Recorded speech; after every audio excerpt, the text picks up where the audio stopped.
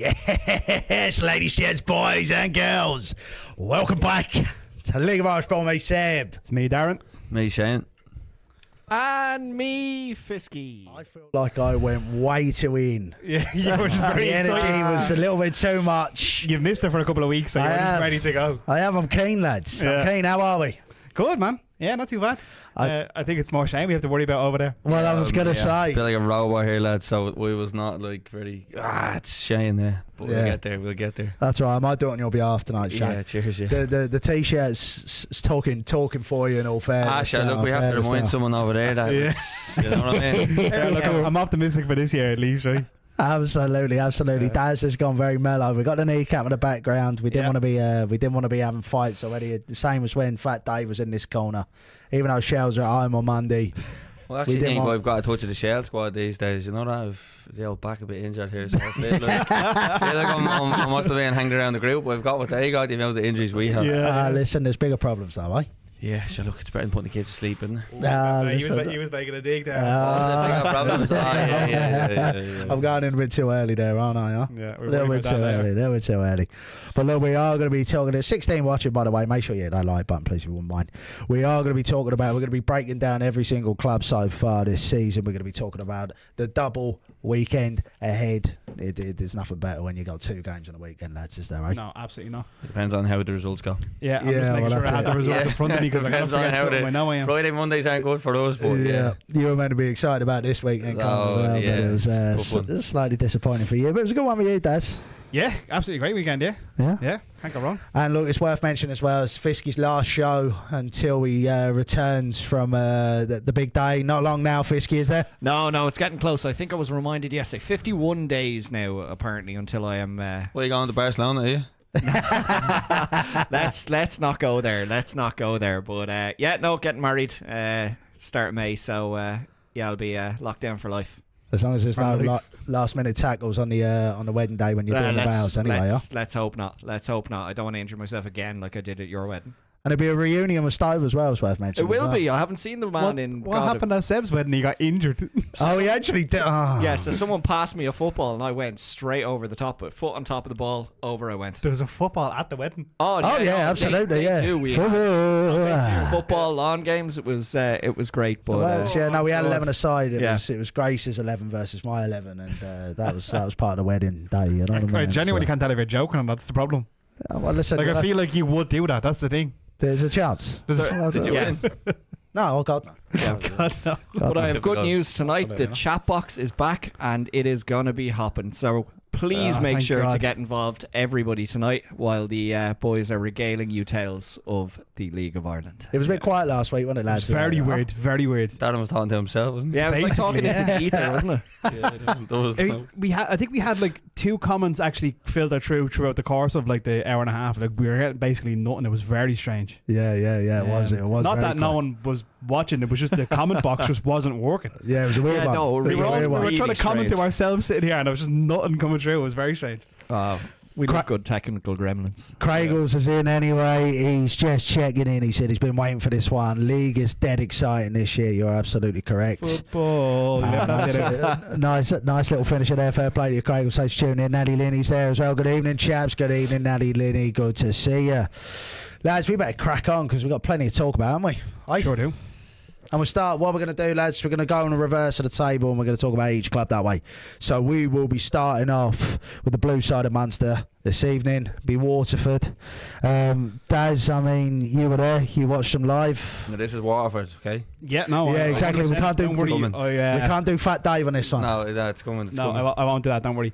So I've seen Waterford twice this season. I was at the game up in Drogheda. Ah, yeah, that's right. Yeah. And then I was down in Waterford obviously today for the Bohs game. For the Drogheda game, I thought they were like shockingly bad. Like they were really poor on the night.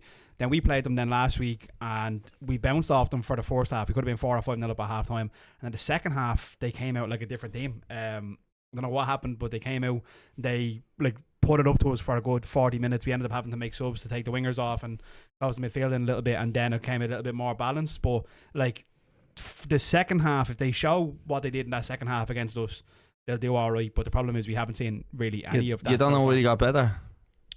What? You must have been like them LOI commentators. They clearly changed. No, sorry. Like I'm They not went about to trade the back. Yeah. The LOI commentators must have said Hayden Cam was right back. They went straight the back. He was clearly right centre half. Like. Yeah. So the lads on the LOI commentators were like, oh, this fella's right back. They clearly went 3 centre half. They had brought on Dempsey, was played well actually. Because I watched the game back today, and they had Dempsey, and then the Norwegian lad played right wing back. So they completely changed it, and they got Noonan in the 10. Yeah. Why do you think he's not? Because that's one thing I'd say about John Daly so far this season. It doesn't seem to be playing a system. He seems to be chucking players in and trying to go, right, there's my best 11. I'll just squeeze them in as best I can. Why do you think he's... I feel like Shane said that a lot this year about another team, but we'll come to that later. Oh yeah. No, do you know what? You hear a lot of people say players are overcoached, their teams are overcoached. They don't look like they have anything. The players just look like they're throwing them onto the pitch and go whatever you kind of do, whatever you want to do. When they look lost, he also moved Luke Heaney into the midfield in the second half time. That's been a long time coming. Which made a big isn't it? difference. Yeah. He went into the middle, and I don't know who it was. Mansfield went centre half with John Matton and Can, and then McAnally went centre midfield. He made a big difference too. Bill McManamy. That's the one. Yeah, he's a good player. I like him. And then he got Newman in the 10, but yeah, they actually looked like they had a bit of structure. The passes were like a lot simpler. They were much better. Like they proper pulled the pressure on the second half. Like we obviously got the result in the end, which was great, but they really looked a proper team in that second half. Newman blocked off the void. The amount of times in the first half the goalkeeper was just able to pass the ball straight to the void because the two centre halves or the two strikers pulled out the centre halves and the void just had the whole space there because like there was no one near them. 4-4-2 just didn't work for them. Like, yeah. Why has he been insistent in that? Do you think? Because it seems Daly has been insistent on playing a certain style, certain players in a side, and from any neutral watching a game, it does look to me, it certainly looks to me as if it certainly isn't working. So why is he insistent on playing that, changing the shape in the second half, then looking at a completely different side? Why is he insistent on playing the same team? Well, I just think he has to go wherever he believes is going to work. Like it's like, well, they've only had 3 or 4 games, so there's no point in like making drastic changes, but I think at half time he clearly identified it didn't work. Yeah. And I think deep down he knows, as I said to you earlier on, Ammon's gone 5 games now with no goals. Yeah. And Ammon missed a penalty and then he got a penalty up in Derry and he gave it to Tommy Larrigan. So if Paul Ammon's not scoring goals, in my opinion, he didn't do anything else. Tommy Larrigan should just lead that line, get Noonan in, and maybe use Ammon as a bit of a spare player, right? Or a bit part player this year. Like if he's not scoring goals, he's a worry for me. Yeah, but he's been one of the best number 9s in the league for years now. It's hard to drop a player after 4 games. Do you know what I mean? I understand, but he's one of them players. He took him off after 60 minutes. Yeah, but if he's one of those players though, if he just gets a small bit of form, he's a difference maker. Like I understand you're saying like he's 38. Father time catches up with everyone. That's true as well. So he could easily overnight like just change it. And the fact for me that he gave Tommy Larrigan the penalty up in Derry, I was like, I know he missed the one before, but I was shocked that he done that. Like he handed over because he missed the one like the week before. He said, "Here, Tommy, take that." I couldn't believe he done that. So maybe his confidence is low. I'm not sure, but there's no press from him. He doesn't. Well, I watched the game back. He doesn't press. Do you reckon that decision was his to hand the penalty over? I don't know if it was his or if it was John Daly's, but I mean he's the penalty taker. He misses one penalty and then Tommy takes it. Yeah, that's an interesting one. But, they need to get Conan Noonan higher up the pitch. He doesn't want to be a midfielder. Yeah. No. He wants to have free reins to just roam. Do you think he's the game changer for them, unlocking him? Well, he'd want to score that chance. 50 grand for that chance he missed. That was a 0-0. Up 1-0, sorry. I hear a lot about Conan Noonan and people big him up and he's good play. He's very hit and miss for me, and he's one of those players who will go missing in games. And I don't think Stephen Bradley's letting players go if they got real potential like that. You know?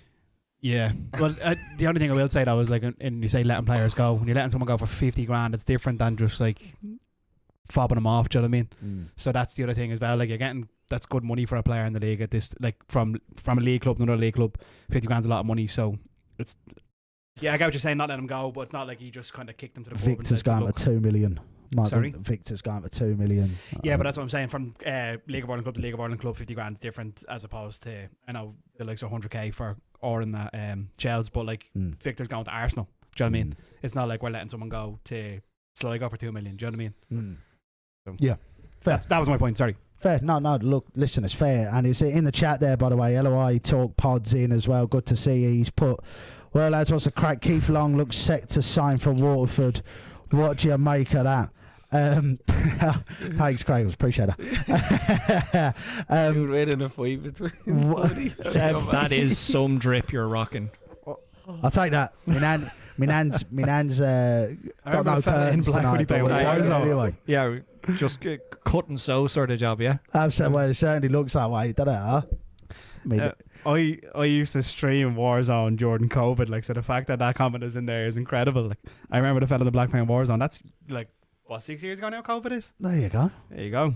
Look, you must have made an impression. Wait, he would win. What did I miss as a scrap there? He would win in the black hoodie versus the fella in the green and white short. Yeah. That's why we missed the live chat last week. Yeah, because you didn't get comments like that. It keeps you going, lads. Stop. Keeps you going. Anyway, look. LOI Talk Pod made a point there. He's saying about Keith Long could potentially return to Waterford. Oh, is that a rumour that's going around? I haven't seen that. I haven't seen it, but the next question I was going to be asking was, if Waterford do go winless after these 2 games, lads, is Daly in trouble? Well, I personally, I'm not one ever for calling for a manager's head. I don't like that. Like talking about people losing their jobs, like just I'm not one that's ever going to be like, he should be sacked. I just don't do that personally. But I mean, the 2 games, the club are in trouble if they lose them 2 games. Outside of the manager's position, like if you were beaten by Dundalk and Galway, which are most people's favourites to be the bottom 3 really between them 2 and Waterford, you're in a rough spot if you get nothing from that. Like, so I think they're in I was going to use a word I can't use on the live, but they're in a bad spot if they don't get anything from those 2 games. Dan McDonald just put it out. Oh. Does that mean that he's gone? Can anyone check? Can we talk tell us if he's coming in as 2 or is? What's your thoughts though? Do you think? Look, I mean, I'll pull up the tweet while you were chatting. It's all good as done. But do you think Daly, like, if they lost the 2 games, do you think he would? Well, they were my tip to go down, so we thought they'd finish last. So yeah, we'd pull the trigger if it. I mean, there were 5 games, potentially 7. Because the 2 games they've got as well is against Dundalk and Galway. Oh, if they don't come out with that with. Especially the Galway at home one and probably take a draw against Dundalk. If they don't come out with that with 4 points, yeah, he's struggling. Oh, it's Kevin Long. Oh, Kevin Long, not Keith. Sorry. Yeah, okay. Because I was wondering, because it says after 16 years after he left the league, I was like, he's only gone 16 months probably. Yeah, so, Kevin Long's a centre half, isn't he? Kevin Long is the defender. He's signing the defender then to shore up the defence because is that the John Martin went off injured. John Martin went off injured with it looked like John a very bad. It did look bad. Sorry to John Martin. He's free agent since finishing with Toronto at the end of the last MLS season. Okay, that makes more sense. Kevin Long. I'd still pull the trigger on John Daly if they don't come out here. Yeah, stick Kevin Long in the dugout. We're built very different that way, Shane, aren't we? You were like, pull the plug now. We are going to have to start moving on a little bit here, lads. So I'm going to look. I want to ask you, what has got to change if they're going to start seeing results? We don't need to spend too long on this. But I think short and simple. What Sam was saying earlier on is Podgy to start scoring. I think change shape. I thought he'd look much more suited to 3 at the back. Yeah. Well, 5 at the back, whatever you want to call it. But yeah, I thought. Yeah. And I'd build a team around Tommy Lonergan. I've been hugely impressed with him. Everyone's gone on about Hickey winning headers, this, that, and the other. He must have won 4 or 5 against them, and he won it against us. He did the first game of the season. It was no surprise he got a header from the set piece. I think Tommy Lonergan's been one of the best players I've seen so far. The header was against us, wasn't it? Yeah, he scored. That's what I'm saying. It's no surprise, but he won a few in the air against us already, and he definitely won a few against Hickey. So I'd build a team around him, and I'd probably drop Paul Hammond. So you're happy with your prediction they're going down? Would you say they're in trouble? Oh, they're absolutely in trouble. Yeah. I had them 8, I think, and from what I've seen so far, bar the second half against us, everything else I've seen from they've looked poor. Fair play, lads. Let us know in the chat box as well. What do you think of Waterford's chances of survival? Do you think they'll stay up? Do you think they are for the drop? Let us know, please. 21 watching, hit that like button, lads, if you're enjoying yourself. Thanks very much, and if you haven't subscribed to the channel, please do. We're going to move on to 9th position. It's the Bitter Red lads. It's Sligo Rovers. They got their first win on the board Saturday. What do you make of the game? I'm just going to pull up the results. I watched it live. Yeah. What do you reckon? I mean, I think my son's under 9's team could have played against Drogheda. Yeah, they were better, but I don't know how good they were because Drogheda were just so poor. poor. Surprisingly there you poor go, out Fat Drogheda, Dave. to be fair. I know. Yeah, sorry, we're not Dave. getting into the Drogheda chat, obviously, but Yeah. Sligo were better. Will Fitzgerald played again, and Quirk played higher up, and King Kavanagh came back in, made a difference. Two set pieces, wasn't it? The first goal was a corner, the second goal was the rebound from the free kick, am I right? Yeah. Which Yeah. is very un-Drogheda, like. Yeah. Yeah, you'd normally expect them to be solid from set pieces, so for Sligo to get two, it's a weird one. They've seemed to, I know they've the good start to the season, Drogheda, but they seem to have a bit of a soft on the belly the last couple of games. So I wouldn't have expected to get Sligo to get a result that game, to be fair. So obviously Sligo Rovers went on to win the game. Obviously, what is the winning formula? Is that what a winning formula looks like for Sligo Rovers, or is it more of a case of the opposition looks a little bit weaker? Because they did make a couple of changes. They had Alex. I think they had, if I'm right in saying this, I haven't got it all in front of me. I think Nolan and Meekson in the same side. Nolan played, no Meekson didn't play. Meekson didn't play, but Nolan Nolan come back in. Who gave him The the? one to watch. Who was it? You? I'm clutching the straws at this I stage. had the one to watch with Traore. Yeah, he was my. I said he had the score, but I was clutching the straws at that stage, You're saying, "Please, you must start." Yeah. No, they brought Nolan. I know they made a couple of changes up top. I think King Kavanagh started. Yeah, Yeah, he's a and Nolan presence. come back in as well. Nolan played on the right, and O'Kane played on the left. Yeah. McManus played as well. He got on the ball a bit. That's right. Patton, your mate played. Patton came back Patton, in. Yeah. mate. Yeah, Your mate. Yeah. Does one interview. Yeah. You hang around with him now. Yeah, Best best mates, thing. way back, Best though. He was thing, at the wedding. Exactly. He was on Grace's side. That's why they won. That's that level, of course. Yeah. But no, look. So what does a winning? What does a winning formula look like for Sligo Rovers? What's Johnny Russell got to do? Do you think? You're the formation man, Shane. I always love listening to you. On these. I don't know. Who have they got this week? They have Rovers Rovers. at home. Yeah, just keep it simple. 5 at the back. Don't try and play out against Rovers. No, but I mean, like, what's generally best for Sligo Rovers? What? Play each match like as it comes. Like, there's no point in trying to play out against Rovers, and you're not going to have the ball. So just be Adapt like to your Drogheda. opponent. Yeah, that exactly. Be Yeah. like Drogheda. Like, it's hard to play football on the pitch as well in Sligo. Just be like Drogheda against Rovers and keep it compact. I don't know whether defensively they're confident to do that, but play a big man, don't concede set pieces, and then that gives you a platform to be like Bohs. And then they've Dundalk on Monday then away. Yeah, that's Yeah, massive. massive And then game. go for that one. That's Massive where game. you. Yeah. That's where you go. They're the I know games you're that at do well. home. I'd rather go for the Dundalk game, Yeah. and even though you're away, I'd They've rather got a go good for record that. against Shamrock Rovers though at Yeah. the showgrounds. They've got a good record. I think that the table's already kind of shaping up to where it's going to look like towards the end of the season already. I mean, in terms of like you can nearly already see the split in the middle with the bottom half and the top half. I don't mean teams are going to finish in the exact positions they're in, but you can already nearly see exactly where the split's going to be after 5 games. I think you're probably right in Yeah. that respect. You know, I think Sligo will be the better of the bottom half teams, though. I think they're sitting 9th at the moment, but I don't think they'll stay there. no, I think they'll finish above the other 3. another at strong least. summer. And, Yeah. and they'll be all right again. That's There's what changes what from I'd everyone say. though. Everyone, all the managers, even the weekend, made drastic changes fairly early. Yeah. So like predictions could go out the window. Like I predicted Waterford, but they look good second half. Sligo, if they start picking and choosing when to play out, when not to play out, like they kept it simple against Drogheda, and McManus was excellent. And I see there's someone talking about the rifle. He's brilliant. He's one of the best rifles in the league. He's massive. Yeah. for them. On his day, he's one of them for me. He's great going forward. He's hot and cold again for me though. Yeah, He's you another would one have of go those. him a couple of weeks ago about something. I can't remember what it was. There was something you weren't impressed at all. I can't remember what it was either, but he's very on his day. Fantastic player. Because I remember I was But he's singing on his cold. praises, and you were just like kind of like, hold on a second. Yeah, because I do rate him a lot as well. He's a good player. The, Good player. the lad off Pat started as well. Mikhail, he started. Yeah, Sean McHale, the centre half. Yeah, he started. So yeah, Yeah. makes a bit of a difference. They've got a young back line as well, haven't they? yeah, Sligo McElroy came in. Yeah. He started as well. He came in. Yeah, but like I McAvoy and said, Mikhail both started. Yeah, Drogheda were. Yeah. Three of the starting 11 there. I'll off. touch on them. We'll touch on them in a second. So look, I mean, Sligo Rovers sitting 9th. Is that where you kind of see him towards the end of the season? Or do you think No, they as come I up said with there, I think high bottom half. So, but like 7th, 6th, 7th. Maybe not 6th, 7th. I'm gonna say. That's kind of where I'd have them. They always they always seem to come good in the back half of the season as well. To be fair, stronger for Yeah. sure. Yeah, You for wonder sure. would they use the Elden money in the summer as well, given they Yeah. didn't have time to sign. no, they anyone, didn't. And Yeah, that's a they good point. missed out on a goal You'd scorer. like to think Definitely. they'd have something there in the bank to go. Oh, they recycle something. Yeah. for sure. Yeah. Yeah, And they definitely need a goal scorer. What's your thoughts? Do you think they'll be in and around 9th or?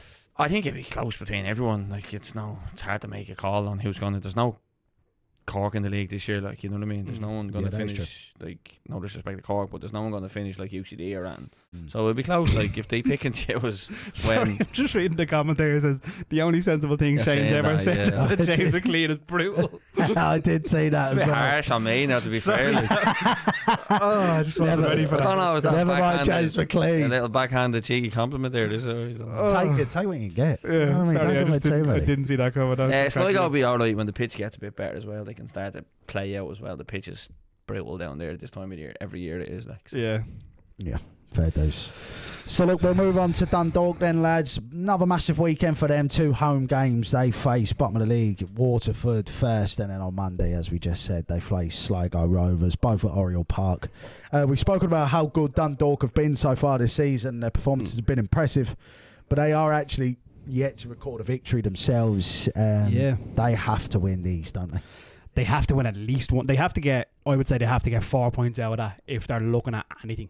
They have to win at least one of them. I'd say that Waterford won at home. They'd be eyeing up first of all, obviously. They've been solid, but as you said, they've yet to get a win yet, and if they're going to win one, it has to start this weekend. Otherwise, you'd be starting to worry. He'd be calling for Keller to go as well then. He'd be getting the chop there, wouldn't he? He's the next They're all one, getting the bullet. Shane Long you were going out in there. for Yeah. Shane Long. You were The taking next Long. names. I watched the game back Galway and Dundalk today for my sins. I heard the dentist was at that as well. I don't know why he went to go to that match. Holy God, why would you put yourself through that? That was what 2-2, was it? Yeah, Yeah, it was. The ball. Yeah. And I was saying there earlier on, you think like, you've got an hour and a half to go and watch them. Like you can zap LOI by like 30 seconds and the ball's not in play. Yeah. Still not in play. Press 30 seconds and it's still not in play. 5 minutes and the ball's still out of play. That was handy, wasn't it? Yeah. But no, you're not going to win a game of football matches. You're not going to win very many game of football matches with Keith Buckley and Darren in centre midfield. Like it's they don't want to look. Neither of them want to look for the ball. They're both very similar. I've watched Darren plenty of times. I know Bucko like he is that. That's what he is. But they're too similar. Yeah. Galway like aren't great. So why are you playing those two lads? He made the 4 changes. Took them off at 2-1, which made a difference.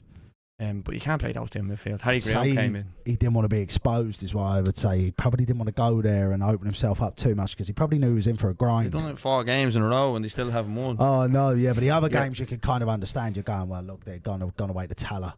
They're playing Drogheda, Oriel, the big derby game. Then they're going away to Pats. Then, Yeah, away. all The Pats goal. Irvin picks the ball up from outside centre half and tries to. You can't play through Irvin and he gives the ball away. I don't know if that was. I think that was a second goal. Yeah. Yeah. I don't want to quote an ex-manager he used to have, but he told me like you can't play through him. Like if you're trying to play football through him, we had him. I'm not going to name him, but yeah, he said to me, Right. you can't play football through Irvin. So we have got 2 Irvins in midfield. I'm not surprised they haven't won. Yeah, well, look, I mean, I suppose in that respect, but at the same time, there's been a lot of promising signs from Dundalk, hasn't there? Absolutely, yeah. They've been like solid. They've been a lot better than I expected them to be. What did you read? I'm coming back to them now. What did you read? We should do a giveaway for that, please. Is Nan knitting him that not happening? No, you're absolutely dead right. I ain't giving this away. Yeah, I don't even know what I was chance. saying. Sorry, you lost me there. To be fair, we'll probably get more applicants than we did for the Bohs signed shirt anyway. Give away the fleece. No chance, lads. This No, fleece is I staying. know they brought in a good couple of signings towards the back end of the window, but like I initially when they got promoted, I said to myself they're going to be miles off it. But they haven't been. They obviously haven't won a game as you said, but they've been like solid. They've had a couple of good results and good performances. So I can't remember what the question was because I started laughing, but they've been a lot better than I expected. If they don't win over this weekend, over these 2 games, does that mean not only Dundalk are in trouble? Do you think Killer could be in trouble if they don't win? See, I just told you a minute ago, we're getting rid of everyone on. You're calling for names. He's definitely going to change it. He's definitely got to change it. He will. I think he will. I think he knows. He said he made the 4 changes. Both of those 2 came off. He ended up putting Tariq Wilson centre midfield. Like, I mean, that speaks volumes. A 2-1 down. And he put Graham on. Your man off Kerry that you said was good. He played really well. What's the fella off Kerry? Teen. Yeah. He played really well.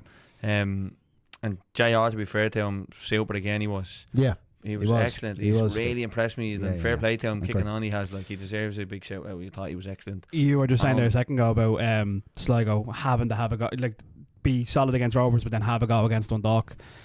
Surely Dundalk would be looking to have the same thing against Rovers. Yeah, you can't. If I see that team sheet on Friday, Dundalk have Keith Buckley and Daire in the midfield. I'm like, I'm not going to encourage gambling, but I'd deny yourself at Waterford. Like. If you know that draw, like. You love a bit. Yeah. Cheltenham week as well. I mean, just for the record, by the way, I don't think Killer's in trouble if they don't win. yeah, over those you just two wanted games. to try to get one of us in trouble. Is that what it Well, was? listen, I didn't know what you two were going to say. Yeah, you yeah. never know with you two. Is Vinnie Leonard back? Is he? Is anyone? I don't. Yeah, that has to be his third game done now, Will is it? Because the Rovers rescheduled game would have been the second game when he was sent off. No, and it was we a played- third. That was the third, was it? So Yeah, he has one more to go. because So of he's Derry one more. Yeah, he was Jogs. a loss. Yeah. Derry Jogs. Because they were a bit slow at the back. Oh yeah, It's so a they have bit one low. more. Sorry, you're right. So he'll miss the which one will he miss? He'll miss Waterford, Waterford. Yeah. which will be Yeah. at, by the way, on Friday. Just for the record, we'll be there. On Yeah. we'll be there for. I wouldn't be Waterford. too worried about missing that one. If you're gonna miss one, that'd be the one to miss. He's I'd a say. footballer though. That's what I mean. Like the man O'Keefe was it? I can't believe I've never even heard of him. That's like I looked at him. Have you not? No. I don't know. I looked at him on the team sheet. I watched him earlier on. I was like, "Who's this fella?" And then I checked him. He's from like Galway. Go away, yeah. I was like, I couldn't believe I'd never heard from him. Like, Yeah. so I was disappointed with myself on that one. It's hard to keep up sometimes. I swear Sorry, to God. Ah, it is. Like yeah. literally, I obviously work in the league. All I do is kind of focus on the league, and He must have sometimes I been just so miss good. things completely. They didn't want to play football at all. They were, till they made the changes. Till Graham came on. Yeah. And he started getting a bit tidy on the ball. He wasn't afraid to He's a good take the player. ball. Yeah, I said he wasn't afraid to take the ball with someone around him. Like, when you play against Galway, like, there's nothing wrong with doing that. No offence to Galway, but they're all the same, competing against each other. Like, when you play against Rovers, it's like right grand. You play the two lads in midfield. Yeah. But Owen Kenny was brilliant as well. He nearly actually scored to go 2-0 up. Switched it off one wing. You couldn't find him. He's been brilliant. I think he's been their best He player. has actually, because he was one of my concerns. Because again, he's another one who went in the first division. I was thinking he's going to light up the first division, but again, he was very hot and cold. I thought myself, he's not turning up as often as he should be. You know, you should be expecting 4 out of 5 games. Danny He's Mullen was good. dropped the other day as well, wasn't he? Yeah, Ruby. Ruby. He went with the height, I'd say, against Yeah. Galway's long Ruby's been throws. good. Yeah, Ruby's yeah. been very he was good every solid time he's enough, but played. He probably went with a bit of height. Yeah. And Kenny's been playing off the right. Yeah. Because he got a couple of poachers goals so far, Danny Mullen, like, and you need them. They're so important. The one against Rovers, that he was given eventually, and then the one against Drogheda up there then as well. Like, I tell you what though, when you're down that end of the table, it'll be like Waterford when we're talking about Armand. But when you're down that end of the table, if you've got 2 forwards that you can rely on and switch out to try and bang in you goals, mean between a Ruby and Mullen, yeah. They are that's scoring and promising they're shipping signs. in, to be fair to them. Like, I think they've got. they've scored in every game except for the when they got hammered by Pats. My theory on Keith Buckley then has just been and thing being scored and with them midfield. They're not winning. No, but I mean they No. are. Apart from Derry, I think they have. Oh no, they haven't gone one down in every game, but they have looked like they're chasing games, Yeah. or they've given away last minute goals, one or the other. Yeah. Or else Ed McGinty's just handing them a goal. So Or there's does that. that too. count as a goal? Does it? Oh, well, I suppose it does. Yeah, Yeah, fair I enough. suppose it Yeah, does, yeah. yeah. Sorry, Sure, Danny Mullen, not taking the goal away from me. Are we? We'll get back on the spiel in a minute as well at Talca Park as well. Shane. on McGinty. Are we talking about the Ireland selections now, or are we going to do that in a bit? We'll get down to we'll Come back to that. we'll come back to that. We'll come Yeah. back to that one. I was going to ask you, do they need to change things up? But I don't think we need to linger on that one too long. To be Yeah, honest. I get don't your think we've got attackers on the answer there. pitch. Get your attackers on the pitch. If Yeah. you got a quick summary that you want to say, would they change anything or just keep it as is? No, they just need the next 2 games in particular. They need to chase both of them. They need to be going first. They need to be going for 6 points in those 2 games. Absolutely. Who do you drop then? Do you drop Daire and do you drop Keith Buckley? I wonder who you're going to Oh, say. yeah, here we go. Yeah. You can't drop the cat. Here You we can't go. drop the vice captain though. Crystal ball's out. Go I on. wonder who you're Yeah, going to say. go on, Crystal ball, go on. Yeah, you know exactly what I'm going to say. Vice captain. Daz. What was that? That's a Stick Daz. Yeah, yeah. Stick Daz, that's it. Yeah, absolutely. Who would you drop, Fisky? Won't say a bad word about Keith Buckley, me. Nobody. Oh, He knows where I live. I knew you'd have that take. I knew you'd. I just knew it, Fisky. I knew Nothing that was spicy coming ever from you. comes out of Fisky's mouth. Two huh? centre midfielders and 4 strikers. I'm not on the pitch. controversial in any way, shape, or form. No, Not no, at that's all. what Shane's here for. Shane's here to start fights. I heard you said we'd lose the Linfield last year earlier on. Yeah. No, I'll actually. I mean, no, I I'll was gonna- actually. Go so on. I'm just going to correct this. I didn't just say you'd lose. I said you'd get pumped. That word for How did pumped. that go? Yeah. Pumped. Yeah, it didn't pan out too Ireland well, hit 'em again. but Because I was getting slagged off at Windsor Park. I remember that. Yeah. Yeah. Look, I I stand didn't by say it. it. They thought it was Fisky, did they? Well, they said, "Oh, you said weird." I said, "I didn't say that at all." Yeah. I stand by it. Pumped I by stand by it. Linfield. You stand by it. Anybody who's been here for a couple of seasons know I'm right at least 30% of the time. That's good odds, to be fair.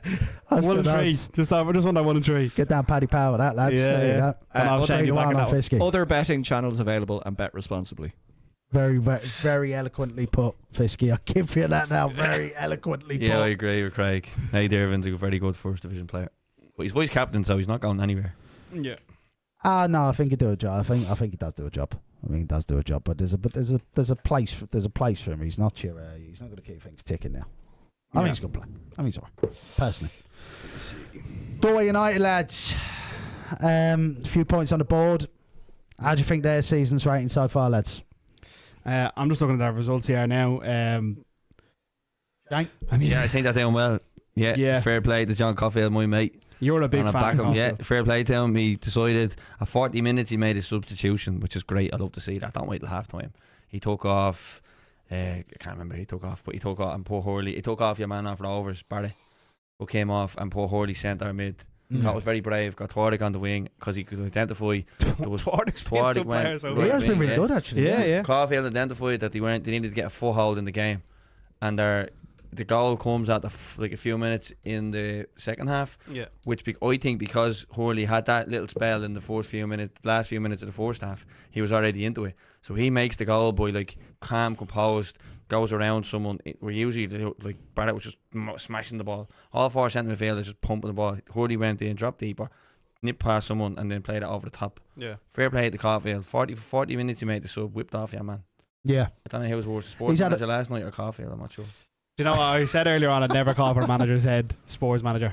Sorry. Yeah. I know he's only in the door, but still. No, we are going to move on so quick from that. Yeah, no, I just had to have a read of the results for Galway.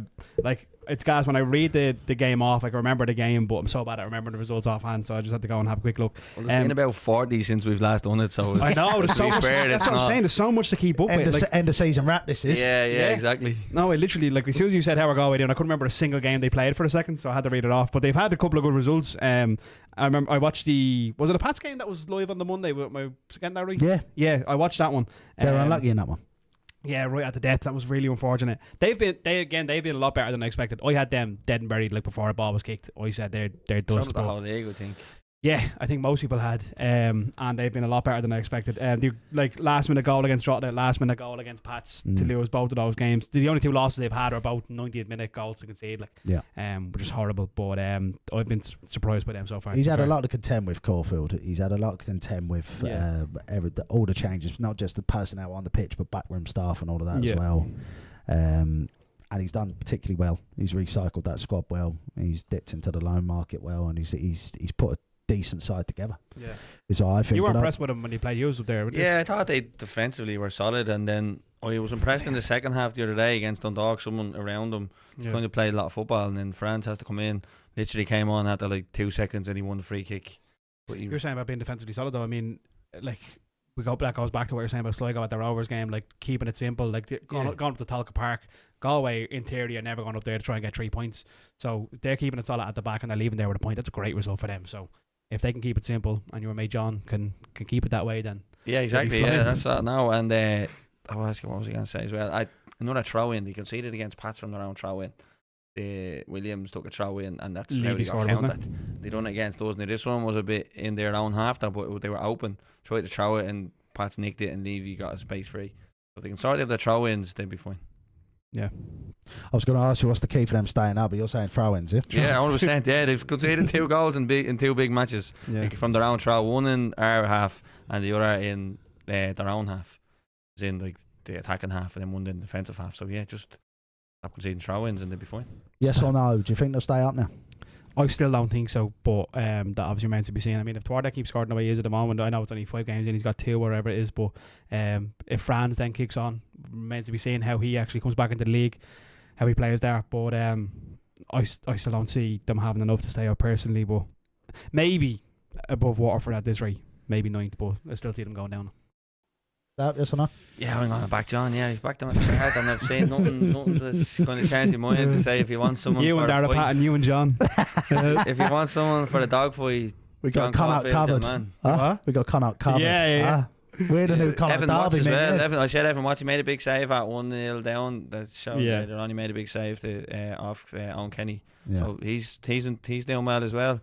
And Williams didn't play. Is that his name? Williams used to play for Dundalk. That at the back. he didn't play, so he's to come back in.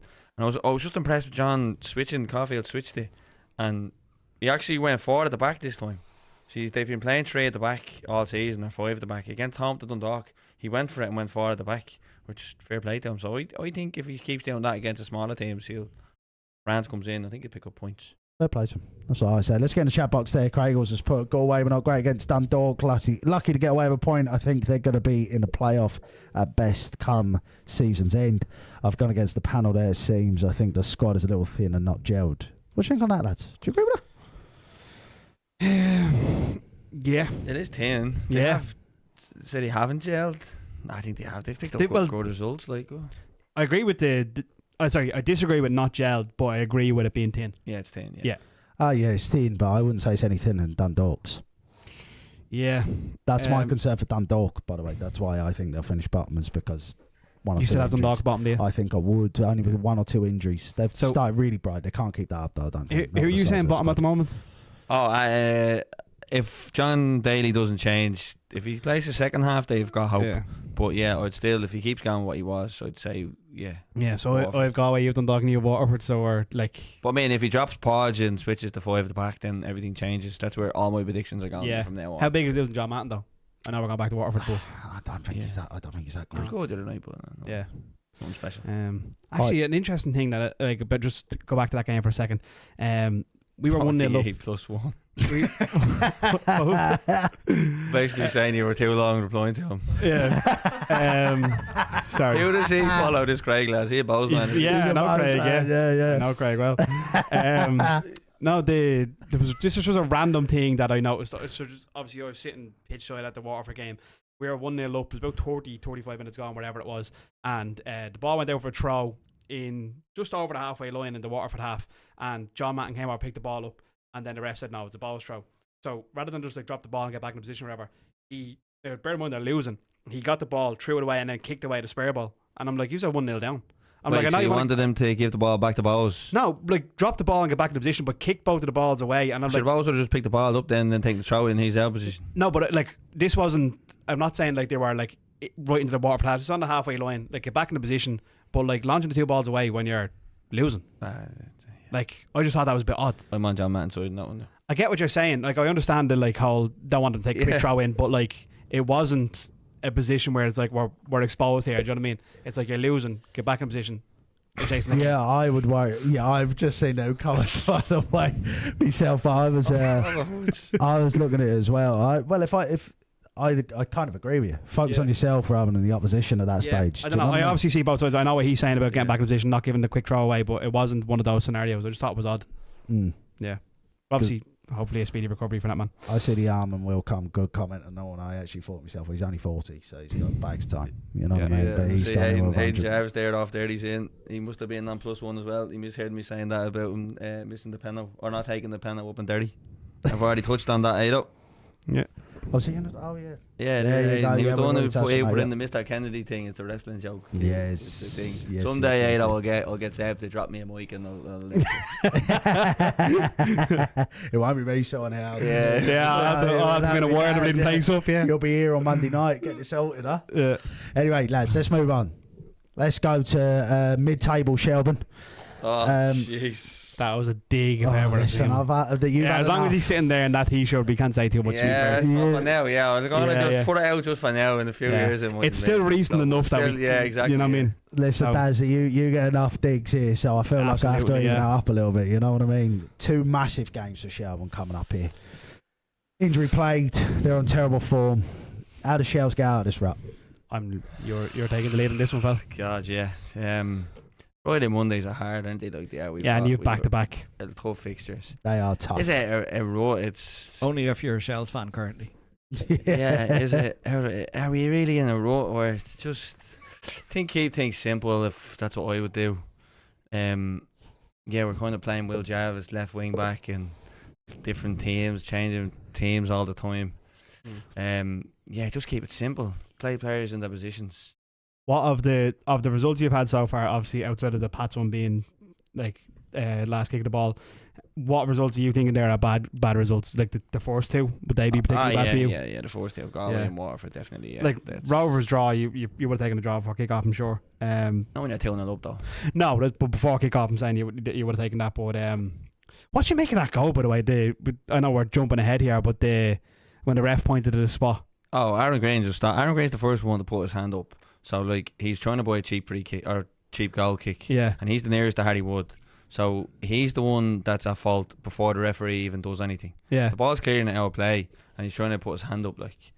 But like we always say, like the very first rule you ever learn is play to the whistle. Does the ref instructing for a goal kick, does that apply? Does that count as the whistle? Do you know what I mean in that sense? Yeah, it's okay for the centre halves though, but I don't put that down to Harry Wood's delivery because Aaron Green shouldn't even be looking at the referee. Yeah, I don't mind the centre half stopping, but the ball comes into the box already and the whole thing is gone. Aaron Green's the one at fault. I have no sympathy. Yeah, I think keep it very, very simple. You play to the whistle. Yeah, and that's what you're taught at the age of 7 years old. Is you play to the whistle. You don't play to hand gestures or anything like that. You play to. If you don't need a whistle, you keep playing football, and it's as simple as that. I do agree, but do you think they have a case to be aggrieved? Like, no. Yeah, like put it this way: if that happens against my team, I'm fuming. But if it happens for us, I'm all for it. No, I think you're a professional footballer. You play to the whistle, and I think it's literally as simple as that. Fair enough. That's the way I see it. Sorry, I know I jumped the gun there. No, back to you're Shane. fine. I think it's literally as simple as that. We'll come back to that one, Craig, in a few minutes after the football chat's done. What did he say? Can I? He's got a good question there. Okay. We'll come at the end of Shell. We'll come back to it very shortly, but once we get through Shells, we'll come back to you, Shane. Is that fair enough? Yeah. So you give me a bit of time to think about it. No, not that you need any time, to be fair. But anyway, let's move on. So look, I mean, Joe made some comments as well. Post Rovers saying about injuries, saying that there are bigger problems in the world, and they've got to go out and enjoy it. What do you make of that? If he's your manager, Daz, and he's coming out saying there's bigger problems in the world, what's your thoughts? So right. I know how this was taken, and I know Shane will definitely see this differently to what I do. I think it's misconstrued. I get you're in charge of a football club. You're supposed to go out and win games. It's all you can focus on. Don't be saying there's anything else wrong with the world. I get that side of it. But I think what he's getting at, I think what he meant by that is we have 2 injuries, or we have a couple of injuries. We should be able to handle them. That shouldn't really be a concern. We should be able to get by without them.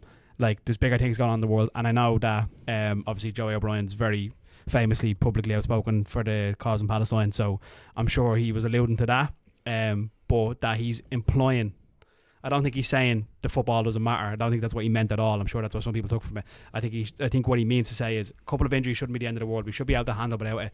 We should be able to get on without it. That's just part of football. We get injuries. But no, that's not how it came across to some people. So that's where I stand on that. I think that's what he meant. I know some people definitely, I'm sure you're going to say the opposite, that he said the wrong thing. That's where I think he's come across. What? Yeah, I understand what he meant and what you're saying. I just think when you say I think he said we're out here to have a bit of fun, or we're out here to have fun. Like, I don't think our investors are out here to have fun. Like, yeah. I think we play players in the right positions, in my opinion, which is like out here to get football results. I'm playing Sean Gannon centre half, Will Jarvis left wing back, and all this crack. Like, it's just remind me now of what Bohs on the pitch were a few years ago. Giving out about players playing all over the shop, like, and now the Bohs in the world, now they're doing what we done when we won the league, just kept things simple, played players in the right position. I understand where he's coming from, but I just don't think you can say we're out here to have fun. I think the timing of it is wrong, obviously, when you're saying that you're in a bit of a slump. There's plenty of fans that are, not plenty, but there's quite a few fans that I speak to that aren't really happy with how things are going at the minute, so that there's no point in saying that. I think it's very easy. I think, like, if you say that after one bad result and everything's rosy outside of that, I don't think people read into it the way that they are. But I think because you're in a rough patch, let's say, it's not necessarily bad form, but they're obviously in a bit of a mediocre spell for Shell standards. So I think it's very easy then to go, well, what's he saying that for? Like, win games and shut up kind of thing. I get that. I look at it and I think to myself, you're picking up a salary here. I mean, is it all just fun? I mean, what are we getting paid for? Just for fun? Are we? I don't think so. I mean, fans pay hundreds of euro travelling up and down the country. You're one of them, Shane. Travelling up and down the country, you want to see your side win. You know what I mean? You're not going for. It is fun. Shane's Obviously, not travelling very well at the moment. He's God love him. Oh well, listen, maybe not. Then at the I'll moment, take the but ball on a bus. maybe on a stretcher. Especially if the Derry, it's a long drive. Maybe on a stretcher. Yeah.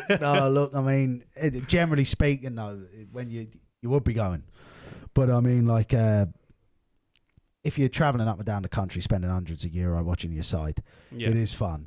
But you want to see them win, so don't be telling the fans not to take it serious. You know what I mean? That's the message I get from it. Think about that. That's what I think. I think the idea of what you were saying was right, but it obviously just came out wrong. That's where I stand on it. I get both sides of it, but I don't think he meant how it came out.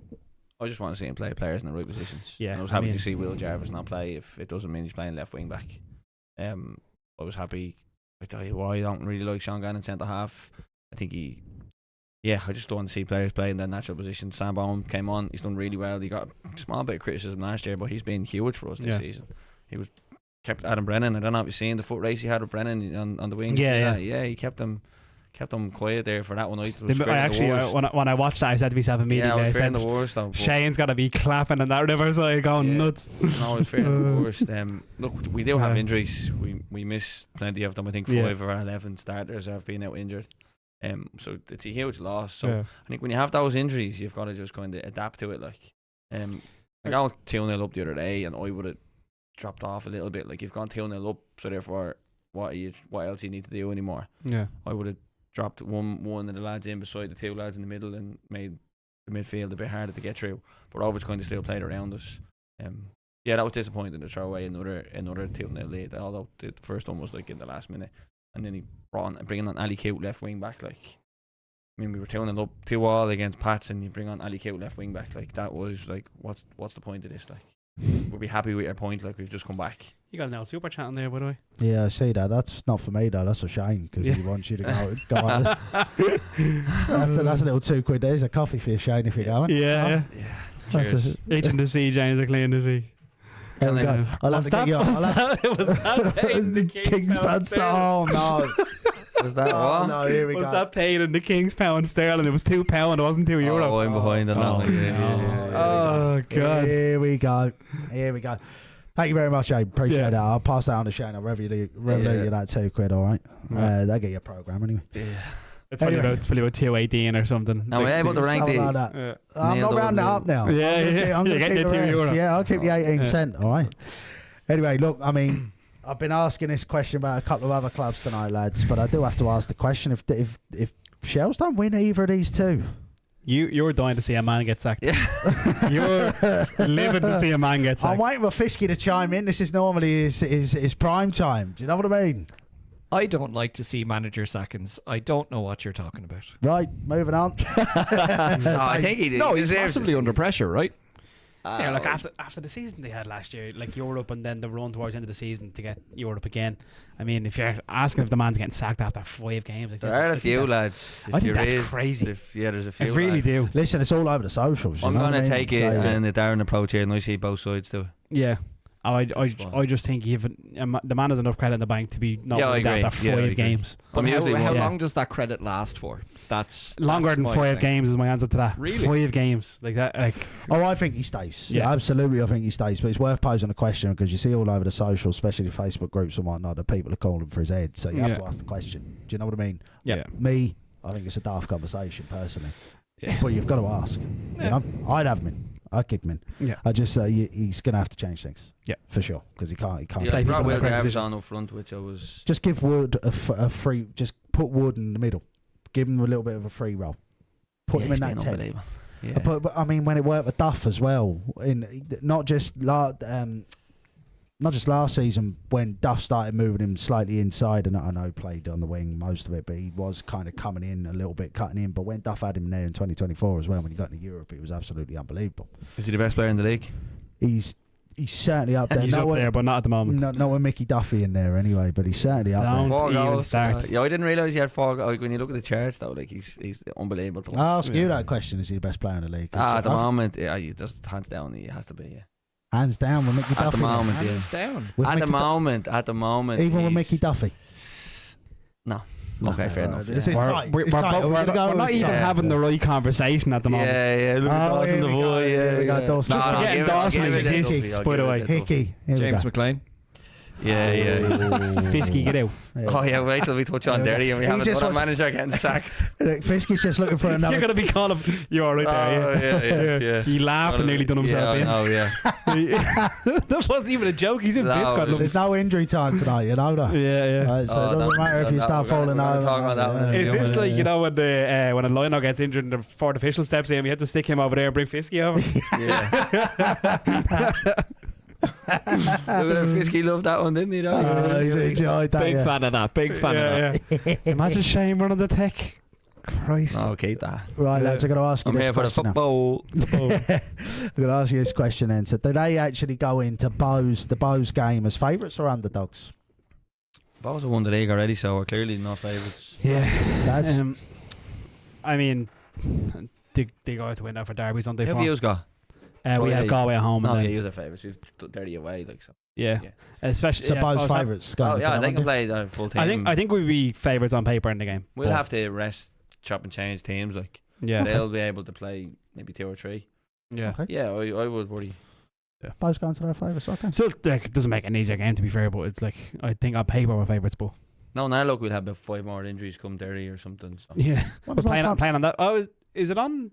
Is it in the Gaelic pitch now, or is it still in the Brandywell?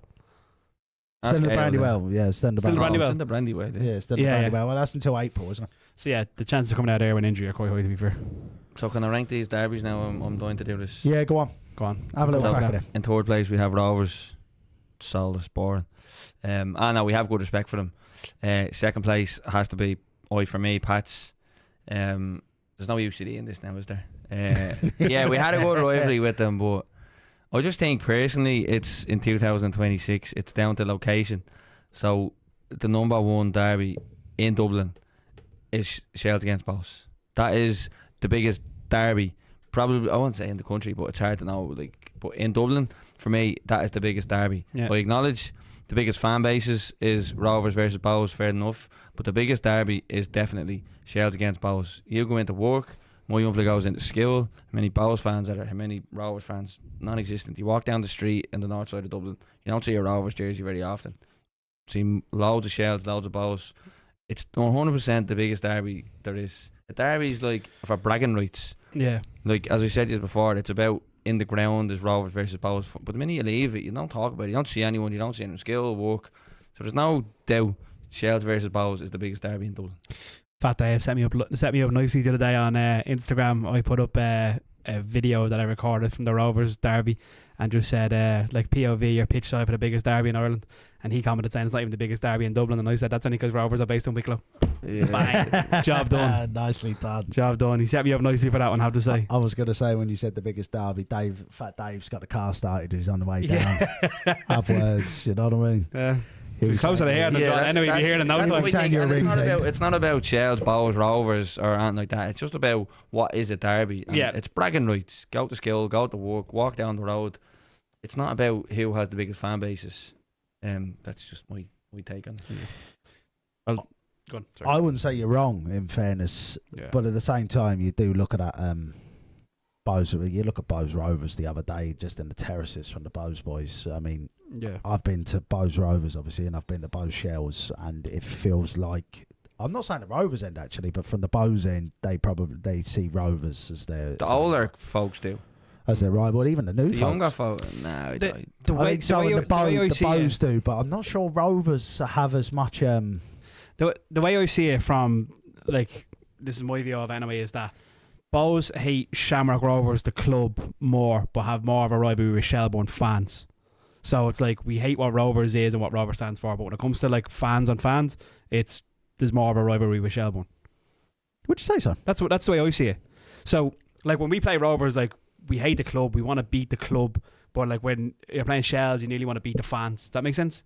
Which I is mean- what a derby is. Well, Shells Yeah. are noisier than Rovers, that's for sure. Well, I think again So, it's because like I don't think I know anyone that follows Rovers. I genuinely don't. That's don't- my point. I don't know Yeah. that I know any Rovers fans. That's Do you my know what I point mean? then. No, So- listen, there's a case for it for sure. Yeah. It's just in the And terraces. I'm not even saying that as like a haha, they have no fans. I mean, I actually don't think I personally know any Rovers fans. So I think it's, again, you want to beat Shamrock Rovers, and Shells, you want to beat the fans. Twitter explodes more when it's Shells and Bohs as well, which Yeah. That's my take on it anyway. Yeah, so it's anyway to finish it off, it's Pats 3, no, Rovers 3, Pats 2, and Bohs 1. Fair. Okay, I can get on board with that. Craig said that you've a fair take as well, because it probably is fair take. Probably fair take. The fact that Craig's a Bohs fan as well, that probably means that I'm not talking anywhere. So. It's first time for everything. First time for everything's right. Listen, we'll move on from Shelbourne there as well, lads. Do we want to do our 11s, or should we do that at the end of the yeah. We meant to do Should we do that at the end? So, let's give ourselves a little bit of time to think. Yeah. Let's do it. But now, are we sticking with the rule that we said that you have to fit in 5 opposition players? Was that the rule we're going with? No, that wasn't the rule. No. The rule is there's no two left-sided centre halves. You're sticking with, moving players around. That's the rule. There's no rifle going left back. There's no right centre half going. We're going to play a 4-2-3-1. 4-2-3-1, yeah. And lads, get involved in the chat box as well. Give us your best combination of Bohs versus Shells in the chat box. Do your cross 11, your best 11 with those two sides. I have to pull up a notepad here now while we're talking. Okay, you're going serious. You're going all in here. Yeah. Right. Sure okay. Well, we'll move on. We're going to go to Drogheda United next, lads. They've got their away game where there'll be no fans versus Pats, and then they play Shamrock Rovers at home. 2 difficult fixtures, but we'll get on to the football with them in just a second. I want to talk about the footage leaked about Big Kev, because that was a couple of weeks ago now. It was mentioned by a Waterford journalist on X as well. 18,000 followers. Poor form from him. I'll take that one. You want to take them? I can take that one, and I'll let you take I'll let you take the other one. Go on, Shane. Yeah, that is an absolute disgrace what he done. It's clearly clickbait, like. You don't even think he ever comments on the league, like, and you've just seen something that's going to get you a few likes. 18, putting that out there, he's obviously professional, whatever, in Waterford or whatever he is, like, 18,000 followers, and he puts that out there for no other reason but to get a few likes and a few clicks and a few views. Yeah, I think when you do that as a journalist, though, you obviously get the likes and views you're after in the moment, but you lose it in the long run. Yeah, I agree. Yeah, absolutely. You lose all your credit. Yeah, 100%. Probably won't, because the people that really cared about him weren't really watching it, but you just wanted to get a bit of profile out there, so it's 5 minutes or whatever. It's Paul. Yeah, I couldn't believe it. I actually clicked into his page thinking it was going to be like some bot or something. Turns out 18,000 followers. I was like, this fella is a...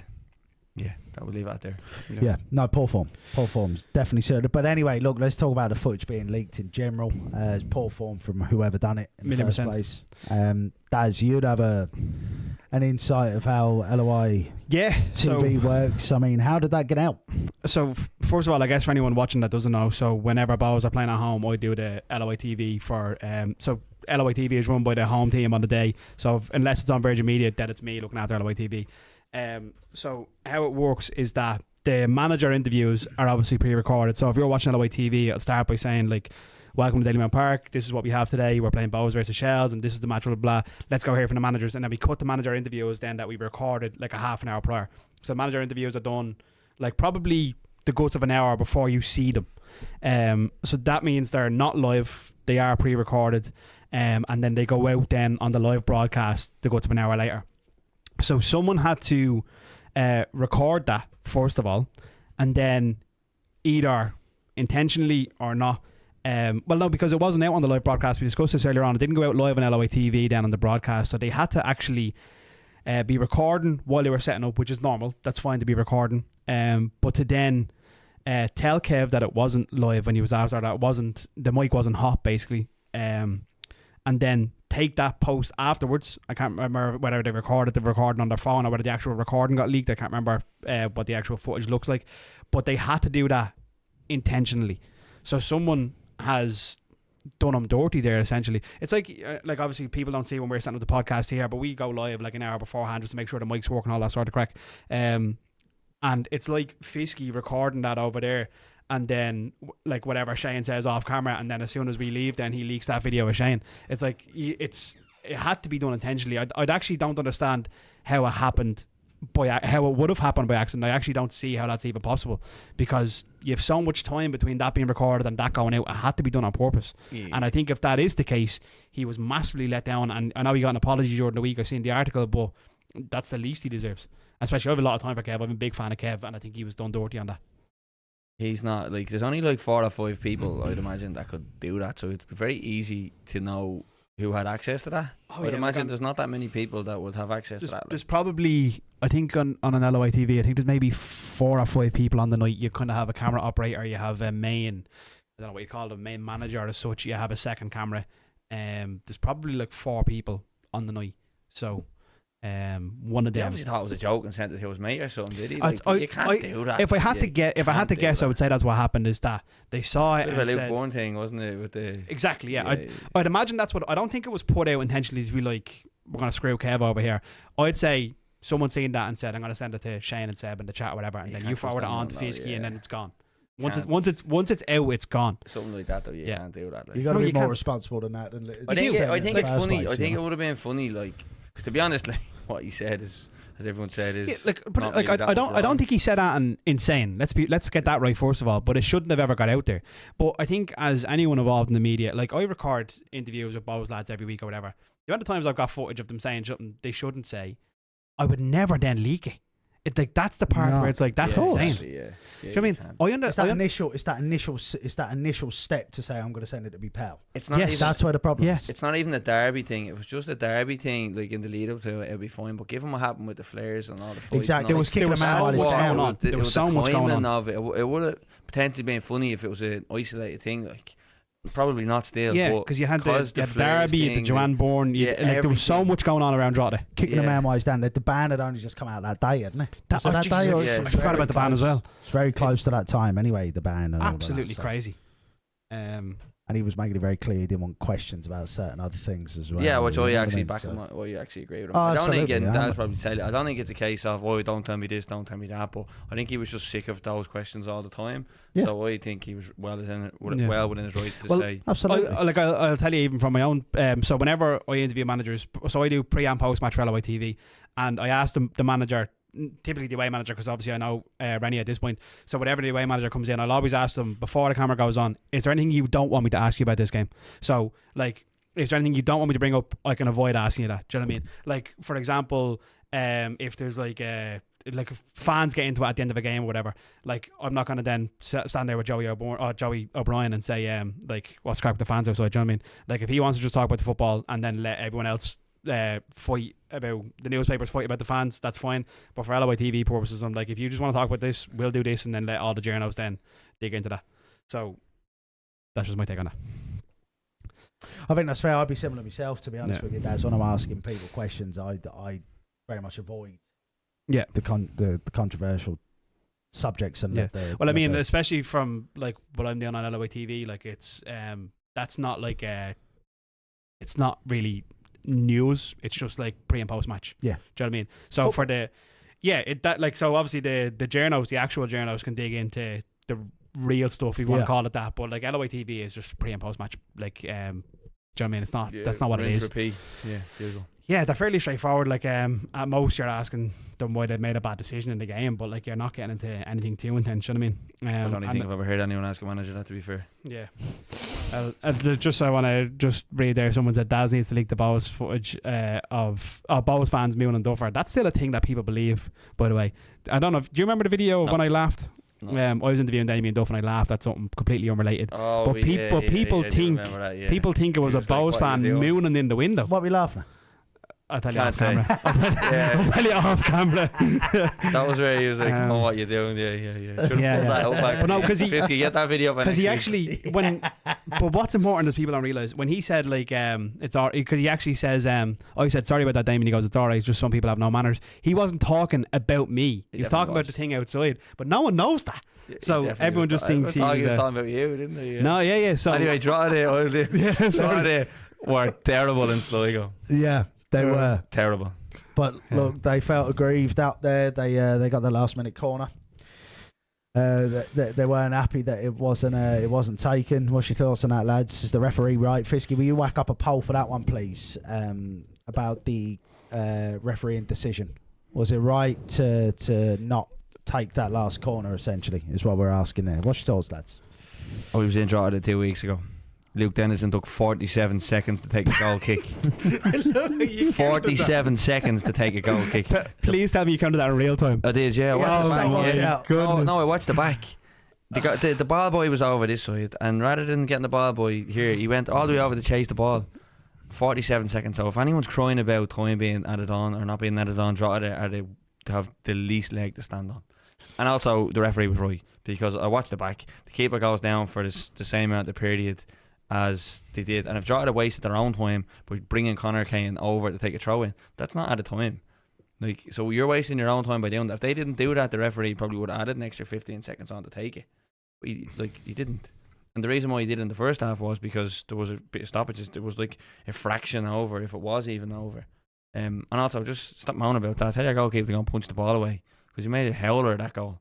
So the first goal. Thoughts on the corner decision?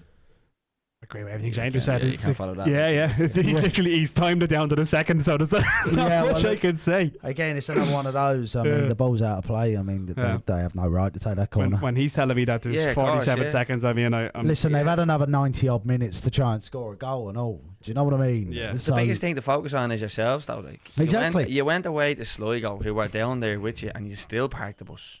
Yeah. Like, Sligo were in free fall. They were getting bounced around, like they were in no confidence, and you're going down there and you're still parking the bus, dropping off. Like, I'll be seriously worried if I was a Drogheda fan. They were absolutely terrible. Part of the reason for that, looking at it, lads, is Mark Doyle playing centre forward. It doesn't seem to be working in that respect. Bag's talent, the fella, but centre forward, it doesn't seem to be quite working out for him. Would you agree with that? Yeah, he's a winger. I think I said that when you were interviewing him. He's never played up front before.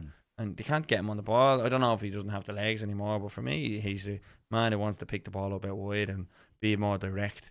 They're just lumping balls up to him, or they're trying to pick up second balls off Kareem. Like, who's their striking options? Kareem and LOI and Doyle, yeah.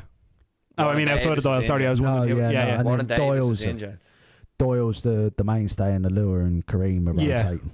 At the moment, I was wondering outside of Doyle, who would be who would you bring in as the 9 and seed, or LOI or Kareem? Yeah, because Warren Davis is injured. Yeah. Maybe just get rid of that 5 at the back thing and stop playing putrid football. When you're playing against the team below you, like, or around you, like your own level, like, come on. Yeah. Like, they were terrible. They were so poor. You stared down the camera for that one as well. Yeah. There you go, Davo, lad. They were desperate.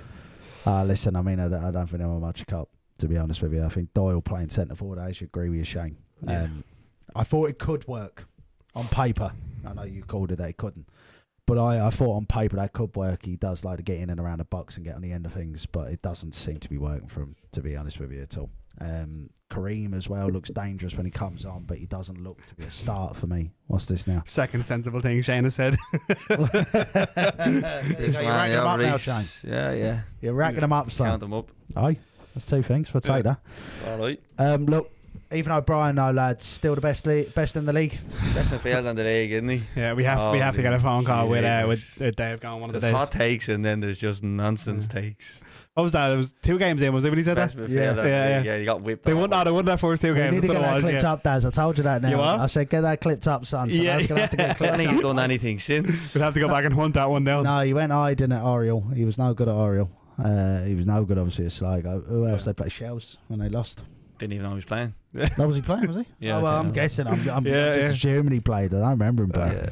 He's catching strays now, though, because of what Fat Dave said. Yeah, he poor bloke. That's the thing. That's the grand that you say. Put the mockers on. Like, if Fat Dave didn't say that, we wouldn't have even said that man's name right now. But he's put him in that situation. You know when you're talking about a price tag on a player, when Fat Dave's comments weigh that heavy. Yeah. You know what I mean? How was he not in the Ireland squad or the provisional squad? Oh, well, listen, he'll be the next one. Yeah. He'll be the next one. There's no doubt about that. Him and Mickey Duffy are still waiting. Who have they got this week, actually? Who was this? Sorry? Pats away and Rovers at home. Yeah. Oh, good luck. They're goosed.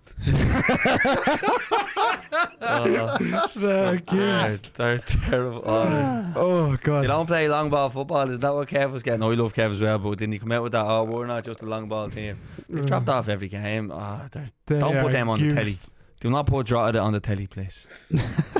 Who is on telly this week? Sligo Rovers. Yeah. Or is it Rovers and Shams? I don't know. Yeah. Don't insult anyone. No. We'll go, either way, you've covered all bases there, to be fair. Yeah. You've covered all bases. Let's move on, lads. Derry City.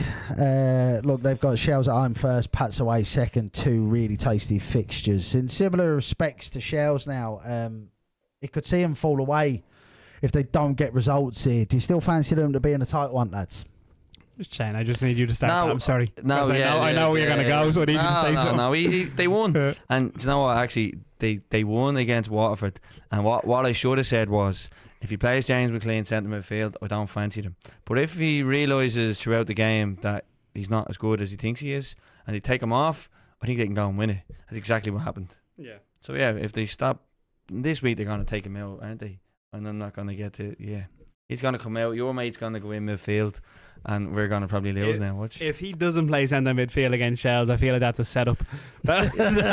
Yeah. Like you've been royally done if that happens. No, we pulled called it. pulled the We plug. said it, You yeah, what? we did They say pulled the plug. Yeah, It's yeah. like Fat Dave's words way heavy. Instead of Shane's. What's he going to right? call you then? If you Fat Dave, what's Shane's name going to be? I need to know. Listen, I'll let you broken go back there. Yeah, or yeah. something, I don't know, Yeah. I've never seen you sit so upright. Yeah, Yeah, no, like a robot. Yeah.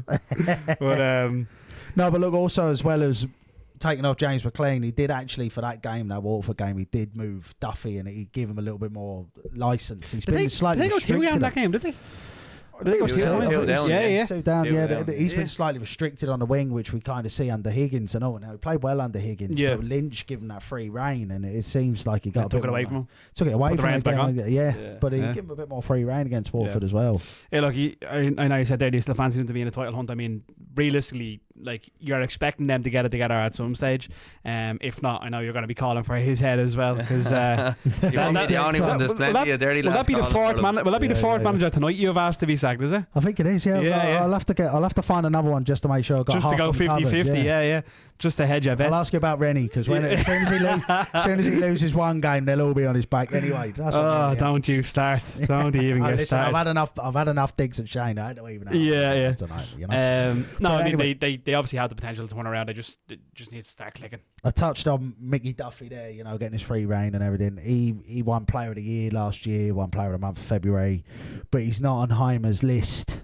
He's got a 4-man provisional list for the League of Ireland, probably more of a token than an actual list that he's going to be choosing from.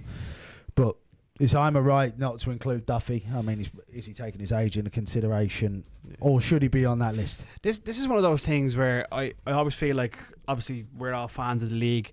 I don't know how much we inflate how good these players are. Like I don't know, looking in from the outside, how people actually see the League of Ireland players, but obviously we look at them, we think that they're top class, or we think that certain players deserve to be in it. I think Duffy's someone that's been overlooked in recent years. I think he's someone that should be in it. I think so. What we've got 4 in it, we've got Dawson, Healy, Brennan, and Ed McGinty. Yeah. I think I'm just going to be straight and say I think Ed McGinty's a crazy decision for any of the 4 to be in there. I do think there's obviously a lack of Irish keepers around the top half. I mean, Spiel is what, Dutch? It's only provisional squad. It's I not- know, I know it's only visual. That's he's saying it's token as well. I think like obviously you're a massive fan of Adam Brennan. I think the fact that he's even getting a look at 18 years of age is unbelievable. Like it's great for him. But you look at Adam Brennan versus Michael Duffy, who's been doing it for 15 years. I know he's probably 32 now, Duffy, 21, but yeah. clearly still 32, yeah. clearly still able to do it. Like he's unbelievable footballer. I think he has been overlooked. If you're gonna give that whole tokenism of these lads, I don't think Adam Brennan's a token. No, I don't think he's going into the squad. No, but he's no hand to be around the squad though. He's Yeah. not far off it. Yeah. No, but when I say token, I mean like they're obviously like once the real No, squad but I comes out, think they're not Adam going to be Brennan anywhere near deserves it. to be there. Do you have him over Duffy? Well, for like longevity and like Of course. stuff like that. What was that word? I don't know. You can flip that as well. No, it's Shane's Yeah, turn yeah, tonight. you can flip that We've one, got to yeah. get you Yeah. now, Dan. Oh, you're gonna It's on sing the me. three You're gonna of do us. me Yeah. dirty. I swear to God. Yeah. Brennan's your the only turn. one that deserves to be there. The rest of them is just a token gesture. Do you think he has more credibility? He's more in the bank than Duffy now. Does Brennan have more credibility? Yeah, He's just younger. He's more. No, but Duffy. That's an insane take. Surely, that Adam Brennan has more credit in the bank than Duffy has. I think it's mental. Yeah, but no, I think he's there because he's 18 and he has the most potential of all Yeah. 4 of them. Adam Brennan has the most potential of all 4 of them, and probably most people in the league. And he physically looks like a big lad who'll be well able for it. And if you do no harm to be around the Ireland setup, because someday he's going to be there. So why not just throw him in there? Would The you other 2 shouldn't be near the squad. when if you qualify for the World Cup, are you hoping Brennan gets in the squad or Duffy? Oh, this year, like Brennan. Like, Over Duffy, yeah, it's a different level. Different What do you level. reckon? Alan Brennan showed me something that He's not going to be in it, lads. Come no, on, no, he's no. not. No, of course. None of them are going to be in it. But I think obviously Adam Brennan has a massive amount of potential. But I think to put him over Duffy yet, like already, I think is crazy. We're going to have no left backs though. To my knowledge, Steve. That's why Josh Honahan was in it. Like, so they're struggling for left backs. This kid is third in the league up. He was supposed to go to the championship, but he turned it down. Like, Adam Brennan is the only one that legitimately is going to be there and deserves to be there based on potential. What about Devoy? No, he's playing in League of Ireland for a reason. Like, no. Same with Matt Healy. No, stop with the Ireland call-outs. It's nonsense. What do you reckon? You know I'm going to say what I'm going to say about the boy. Stop with the Ireland. The void for Ireland is absolute nonsense. I love our league. It's brilliant. But they're playing in the League of Ireland for a reason. Go on, Daz. Go on, Daz. I love Dawson Devoy. He's such a. Also, just while we're on the subject of these two, I think even at the moment comparing Mahealy and Dawson Devoy is insanity. By the way, I think he's light years ahead. Even O'Brien and Devoy, probably more. That's more of a competition. Yeah. Get Dave back in. We'll have that discussion. Dawson Devoy is an unbelievable footballer. I think the football and IQ you see him like he's outrageous. He's outrageous.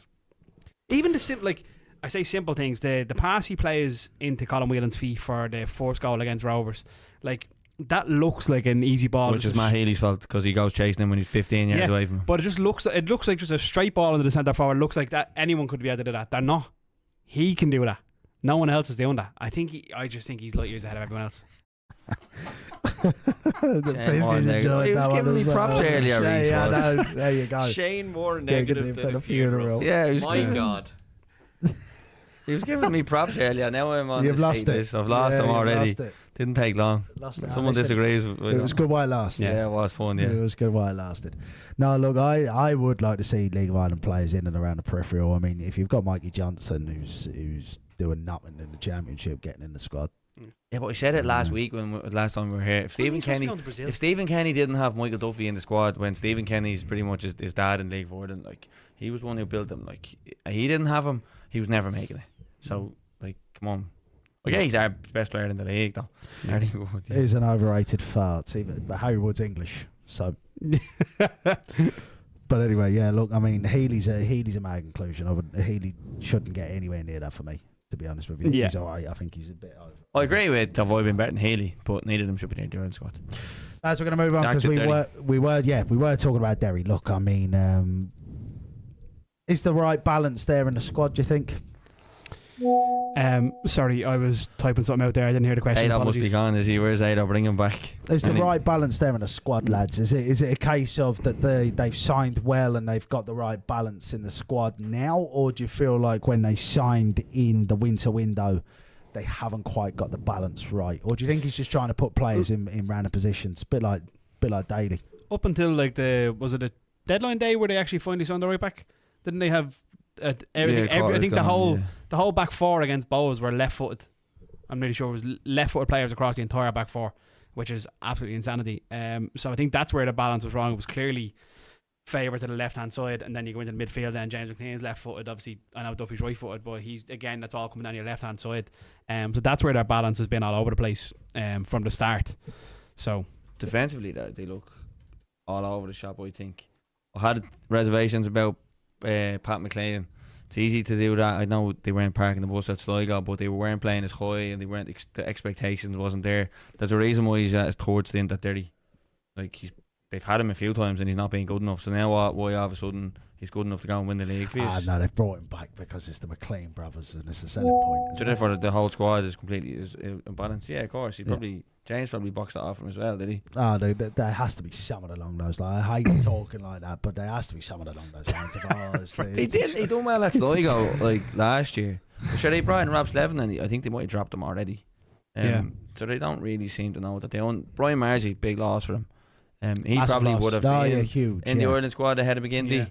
I think he's out for a while as well. Yeah, he's gone for a few weeks. I was chatting to him up in Derry, and he said that his hand was just kind of hurting him when they were playing. They had that pre-season in Spain, and then I think he said he got a bit of a knock then in a match, like just someone just bumped off him, and they realised, alright, there's something actually wrong here. Yeah, and I think it's snookered for a while. Yeah, that is a shame. I think I prefer when Depot. Sorry, go on. I think I prefer when Depot plays instead of Josh Thomas. Oh yeah, I like Depot. Yeah. I just think he brings more into play, occupies defenders. The ex-York centre forward, is it? I don't know, Depot, the fella up front. I don't know who he played for before. Did you say ex-York? Hold on, I know a lot about football. I think he played for York City, lads. I know who York City are. Like, I need to look this up right now. I'm sorry. Did he play for Depot. York City before? He came from York. Yeah, well done. Yeah, right. Yeah. Sorry. Thanks Jay. for that. I'll put that in the book. Yeah. Useless information. That man has had a list of clubs, by the way. Yeah, he's only but I 28. just like when he plays because he occupies defenders and he brings others into play. I find just Sorry, Jay. I had absolutely no reference. I'm sorry about that. oh yeah. Go on. He come from Sorry. York. Go on. Sorry. Yeah, I just think I prefer when he plays. And we need to get your mate in the middle. Surely he gets a crack again. All three of those midfielders can play football. McLean, O'Reilly, and Winchester.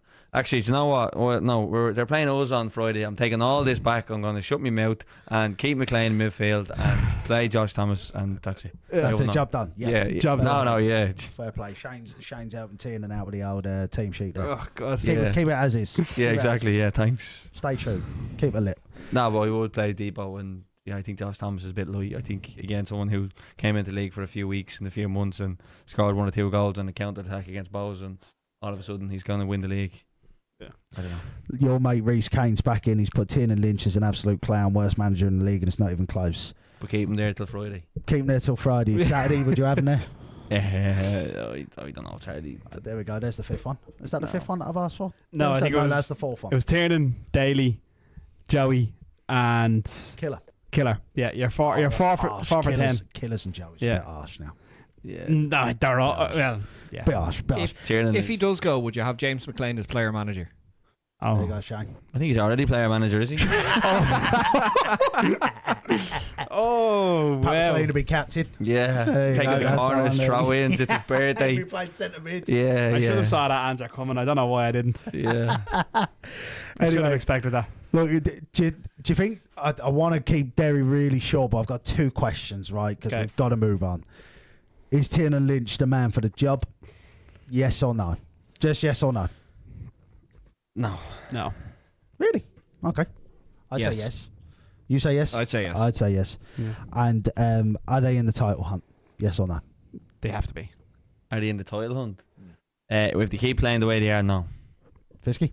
Yeah, absolutely. I think Rome wasn't built in a day, and Derry City are being rebuilt over a couple of seasons. I built in a day. It's beautiful. Look at you. It's poetic, isn't it? Yeah. It's lovely. It's lovely. He's got a lot of time to think about his cliches in the corner there. Yeah. Now, so love it, Fisky. I'm like a bold child sitting here. Yeah, we'll bring you in every now and then. No, look, I mean, they're still in it. You can't rule them out. It's only, 4 or 5 games in. Yeah. You know.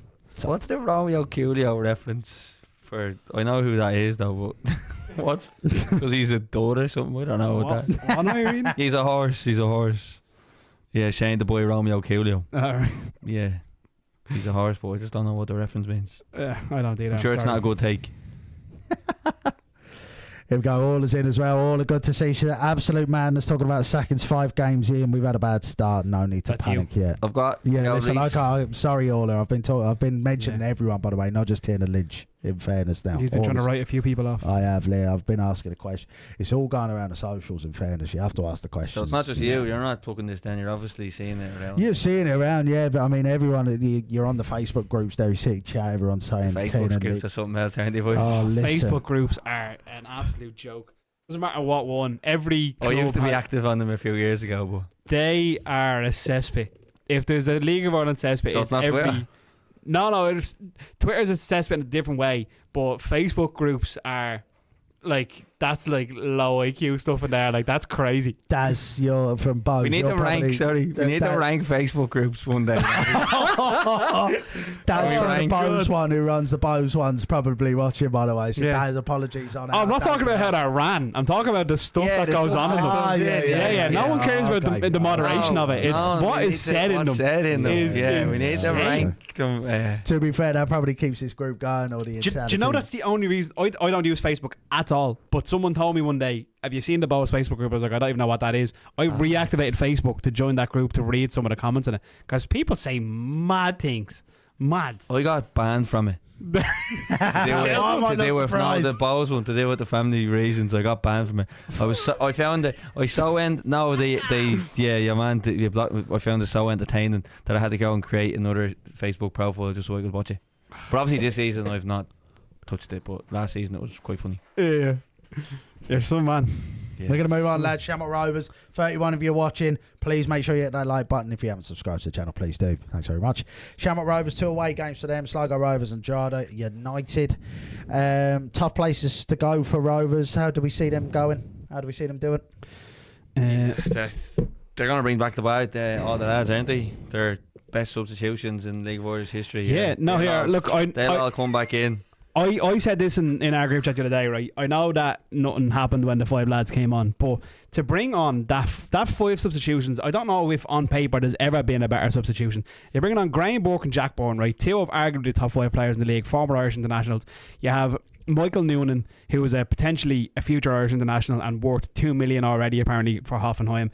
Victor Oshinvuna, another 2 million player at Arsenal, and the 5th player was Adam Brennan, who Shane obviously rates so highly. That's on paper, that is the player in the league. So, and 4 of them came on in the one substitution. I was looking at the screen and the 4 of them are lining up going, that's the craziest substitution I've ever seen. And like, we obviously Rovers got off to a slower start than you'd expect from them, but like, you look at that and you go, that's why they win everything every year. That having a bench like that is insane. To bring on those 5 subs is unheard of. Like, honestly, on paper, have you ever... I was just about to say, what was score? Yeah, they scored a goal. And it was still I know, right? I get that. But on paper, have you ever seen a more outrageous substitution? Genuinely. Obviously I'll not. let you answer that. You probably Obviously not, but they didn't do it. Yeah. No, I get that, right? And I know that's where we point falls flat on its face, but that's unbelievable. Well, we talk about Rovers, obviously. I watched the Bohs game. Taking long throw-ins against Bohs away. What the hell? Graham Burke launching a long throw-in into 2 7 million foot centre halves. Like, what are you doing? Did you say Graham Burke was taking the throws, was he? Graham Burke was launching throw-ins in the second half. I don't even remember that. I watched the first half back. I didn't need to watch the second half. I've seen enough of the first half. Yeah. But Graham Burke taking long throw-ins. Long throw-ins. I told you you'd want Graham Burke to play. Didn't want him. I don't remember Graham Burke. I really don't. He was taking long throw-ins. That's hilarious. Yeah. What have Rovers become like? Going away the ball was taken. I genuinely couldn't believe it. Yeah. And I did say that you'd want Graham Burke to play. Yeah. I think Bradley got the whole formation wrong against them, or the whole setup. Victor in left midfield was a bit iffy as well, though. I don't know. I think Jack played, didn't he? Watson, yeah. And Healy gives away the goal. I thought Rovers were really poor. Before we touch on Bohs, I thought Rovers were absolutely terrible in that first half. Yeah. What you making them against you though? Well, they'd had a second team out, which we didn't start fast. They're not as good this year, I don't think. They always start slow. They lack a striker. They miss Gaffney so much. I just don't think you can ever replace him. Noonan's good with his feet and all, but he's not a physical. He doesn't bring players into play. One thing I will say is their centre forward done ever so well for that penalty. McGovern. It was that Tom Daly, was it? I thought it was sensational bit of play, don't you think, Darren? The way he won that penalty. Played for it perfectly. Exactly. That's what he has to do. Like, the problem is they're from and stuff. They don't have to sort me out with some of the James McLean. Next time you go up there, give us a shout and I'll come with you. Absolutely, yeah, we'll do it again. Like, you're looking at that, Shane, obviously from Shell's point of view, like, he's going nowhere. Do you know what I mean? Oh yeah. Like, for the keeper to come out, it's dumb, and it is a penalty. I know you can look and go soft. He never touches the ball. He does well to win the penalty, but it's a poor one to give away. It's probably a good point for Rovers, to be fair to them, going away to us. Yeah. When we did have but that's what I said to you earlier on. I said, obviously I know you were 2-0 up at one point, but before kick-off you would have looked at that, and I'm sure both teams would have said this would be a good point. Like, but Rovers had made so many changes. That's what I mean. Like, they had those 5 on the bench, didn't they? Yeah, they probably would have wanted, when they brought them lads on at 2-2, they probably thought, right, we'll go on and win this. So in that sense, it probably was. Given the way the game went, it was probably 2 points lost for them. But I don't know about Rovers this year. They're even against Dundalk, like they didn't kill the game off. Like, no, they really making too many changes every time. I don't know. Fair play to Pico though. He never comes off though. Yeah. I don't think it's going to be Rovers start that see him fall flat in their face. I think it's will the others pull away. I mean, if you remember when Shells won the league, Rovers always start slow, but Shell's really pulled away. Was it 8 in a row? You won, was it, Shane? They Was it won. 8 in You a row? won. You drew the fourth game and won the next 6 at the very start. Yeah. It And was so then we ridiculous drew another anyway. one and won another like 5. Yeah. So it was the fact that you pulled away early on and really capitalised on that see you win the league versus Rovers, as opposed to, because Rovers were close in the end. So it depends if anyone can capitalise, I think. If anyone can really get, well, it looks like if someone's going to capitalise, it'd be Bohs at the moment. If Bohs can capitalise and Rovers slow start, someone else could win it. But Rovers have come good. They always do. Yeah, it's a big weekend for them this weekend, though. Playing against two Rovers. sides. Yeah, it's a big playing against two sides that they should be on. Away from home and all. Yeah, we say should still beat them. They'll be looking at going to beat them. But they're if feeling it's inconsistent, a though. Tala, you think of that. They still should beat Sligo and Drogheda. Like their games, when they won the league, No, they would no, win. I- Like Yeah, I do know what you mean, they'll but be if looking you at 6 points. if you They'll be hoping for 6 points. absolutely. But if you're saying 2 games at tally, you're pretty much looking at going pretty much wrapped up. But away from home, you're saying they should beat them, but it obviously makes it slightly more of a competition. Yeah. In those games. Again, you just don't know which of the 3 sides, Rovers, Sligo, or Drogs. You just don't know which team's going to show up on them days. At the moment, it could be anything. Like none of them at the moment are in a consistent run of form. Yeah. Yeah, You know? yeah. When I see Victor there, someone talking about taking all the creativity away from him. He's not a midfielder, in my opinion. He's natural, just want to play like out left. So they're trying to fit him in. I don't know if he has to play a certain amount of games or something, but they need to get him. Yeah. He doesn't suit the system. Rovers have always had the ability to rotate players though, and still win everything. Victor doesn't suit the system, in my opinion. Like he's not a midfielder, but they're playing him left centre or right centre. Like he's just a winger who wants to just stay high and get the ball up in that kind of final third. Like he doesn't really want to run. I think we've got the The comment says Shane with a t-shirt in bed. we have comment of the night. Comment of the night. Do you? I actually have more on this ever, but yeah. Just Have you hanging not? No, it's hanging up at home, but I thought I'd bring it. For the day that's in it? The Yeah. Daire Patton, fair play to you. Fair play to you. So the answer's no, Jacob. He doesn't wear that debate. Yeah. I would if it was me. If I put one of them with bows on it, I'd wear it to bed every night. I'd probably put it on the day after the game and then not taking it off since. Yeah. Fresh. We're going to move on from Rovers there, lads. We've plenty to talk about because we've got about half hour of Bohs to talk about here. So we're going to talk about Pats next, who are sitting pretty in second. They've got Jogs at home, which will have Jogs with no away fans, and then Derry City at home as well. So 2 massive games for them. They could see themselves pull away from the sides behind them, couldn't they? Absolutely, yeah. I've been very surprised by them since obviously the game at the start of the season that we don't like to talk about because it was poor on the eye. And then when they got well beaten by Rovers then the next game, I thought these are going to be poor this year. But they've obviously had a nice run of form and they've looked a different side. And with those 2 games there, again, Drogs going to Inchicore at the moment. You don't know what you're going to get from Drogs. They'd be hoping to get 3 points from that. And then if you beat Derry, that's when you start to kind of talk about we're looking to be in that European chase properly. You been impressed? Yeah, no, they have. Yeah, and they look more solid this year, don't they? Yeah. Yeah. They're not giving away any easy goals by the Rovers game. Yeah, and I think Lennon didn't play against us last week, which probably helped him get around more. I don't know. I don't watch enough of him, but he doesn't. He's not. I'm not his biggest fan. Nugent and Bagley played in midfield. I thought the 2 of them lads just kept it ticking and kind of does a little bit of everything. Yeah. I only seen the goals from your game, the Pats game. I didn't actually watch it. Obviously the 3 goals came from 3 corners from the same side. How did they actually play outside of the goals? Yeah, they were the better team. Yeah. Yeah, I thought. Yeah, they were the better team in my opinion. Yeah. The goals are coming. 100%. You watched it, did you? Yeah, no, 100%. I just had notifications on because I was obviously down at the Waterford game, and when I seen 2-0 and then it came back to 2-2, I just assumed momentum. Shell's going to go on and win this. Obviously, without watching the game, I hadn't a clue. But then I actually thought so myself, to be honest with you. That's when they brought it back to 2-2. I thought, okay, well, Shells might kick on from here. Pat's probably back out the bag, you know what I mean? Shells doesn't really kick on from there. James Brown was very good. It's gone forward. You must feel sorry for him. He went in there, thought he was going to get a few games, and he won't kick a football. Going forward, I thought defensively it was quite. Jesus, I forgot Ronald Boyce even existed. Yeah. Oh, that's no, not even mean in a bad way, but I genuinely forgot about him. I thought Redmond was very poor as well, actually, on Friday. Redmond, I don't know. He didn't have much to do, really, did he? But when we went at him a little bit, though. Yeah. Yeah. I don't think anyone. when you went at him. Like. Yeah, you're playing right centre half though. I don't know if he's a right centre half though. It's a bit No, I different. wouldn't have Like thought so. he's usually playing centre, isn't he? It's a bit different technically. Like Kind of give up with the 2 goals as well. It was like he kind of conceded the fact that you were going to score the goals is what I was looking at. I was just reading there about someone said Shackleton said Matt and Brown have revolutionised them, but I do think that Brown at the moment like has been one of the best signings of the season as at the moment as it stands. He's been so good since he's come in. yeah, probably would agree. It's hard to know. It's 2 games in, but Yeah, he's like done a bit of everything though. He's good going forward, and you won't really get past him. And he's good delivery from the set pieces, and to be fair, he worked that corner as well.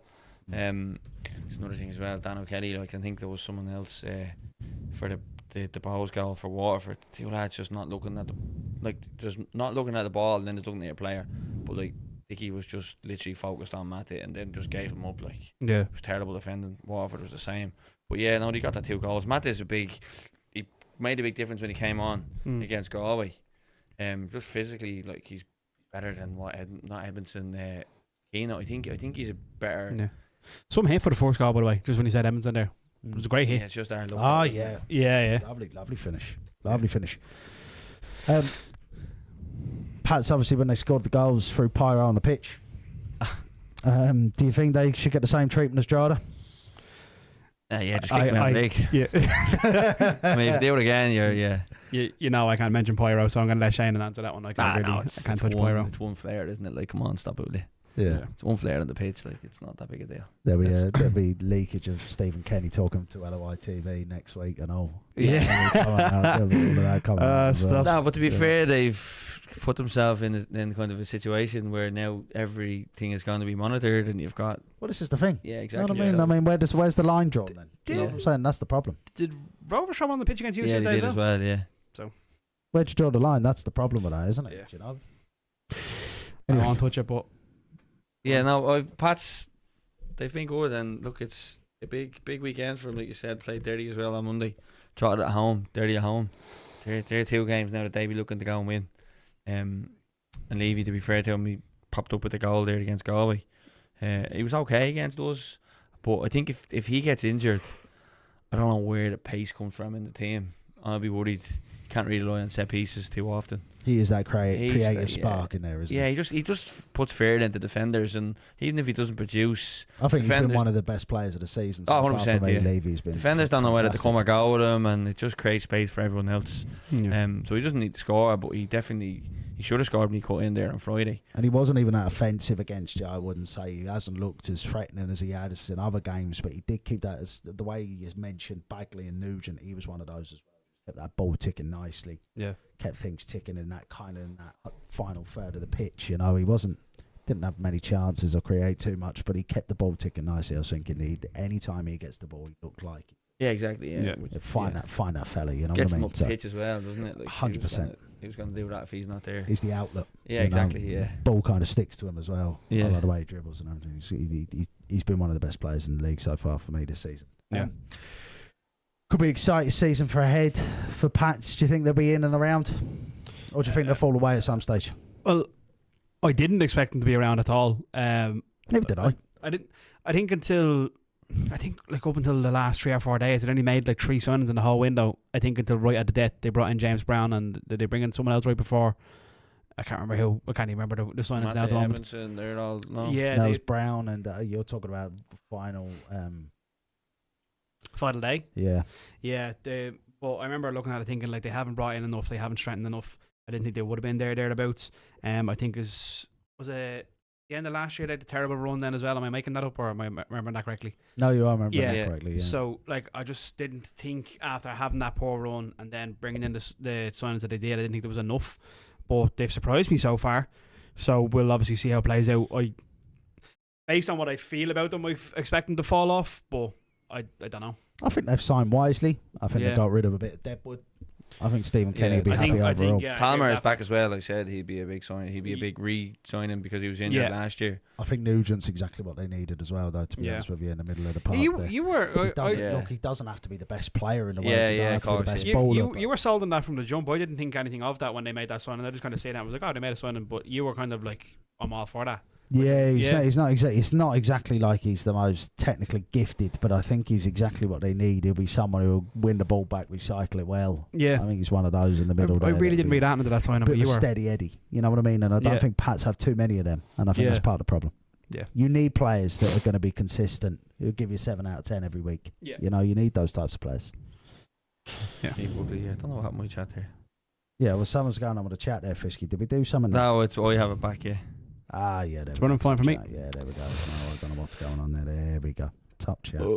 Anyway, we'll move on, lads. We are going to move on to... actually, we'll probably wrap it up there. We don't need to talk about Bohs this week, do we? No problem. See that 1 second. Yeah. Feels like Pats are at home every week. Why are Pats at home twice on a Friday and a Monday? And Rovers are away twice. Where's the sense? Just to put that out there. Makes no sense. Someone needs to sort it out with the fixtures. It's absolutely mental. It's ridiculous. I wouldn't even know where to begin with that. Like, it's just ridiculous. Well, one team is at home twice and one team is away twice on a Friday, Monday. Yeah. Mental. I'm sure it's happened. It'll happen more along the season, but ridiculous. Yeah. Sorry, Karen. Yeah, no, I probably agree with you there, Shane, as well. I mean... Well, look, I won't even look your way. I know. You're itching to get in the Bohs. That's what it is. I think we speak for ourselves. You can hang up the call now if you want, or hang up this stream. No problem. We've done our talking. League's over. You don't mean that. You'll be deeply, deeply upset. Look, we're moving on to Bohs. They've got Galway at home, Shells away. 5 games, 4 clean sheets. What a start, Daz? That's been brilliant. It really has. And I think just looking at the 2 fixtures that we have there, like a lot of the fans are going to be joking, saying like if we beat Rovers, we'll lose one of ourselves. I think if we got 6 points this weekend, I'd lose one of myself. I think I really would. I know we can't win the league in April or May, and we had this in 2023 when we won the first, whatever it was, 4-6 games. But I think if we got 6 points this weekend, I'd start losing one of myself.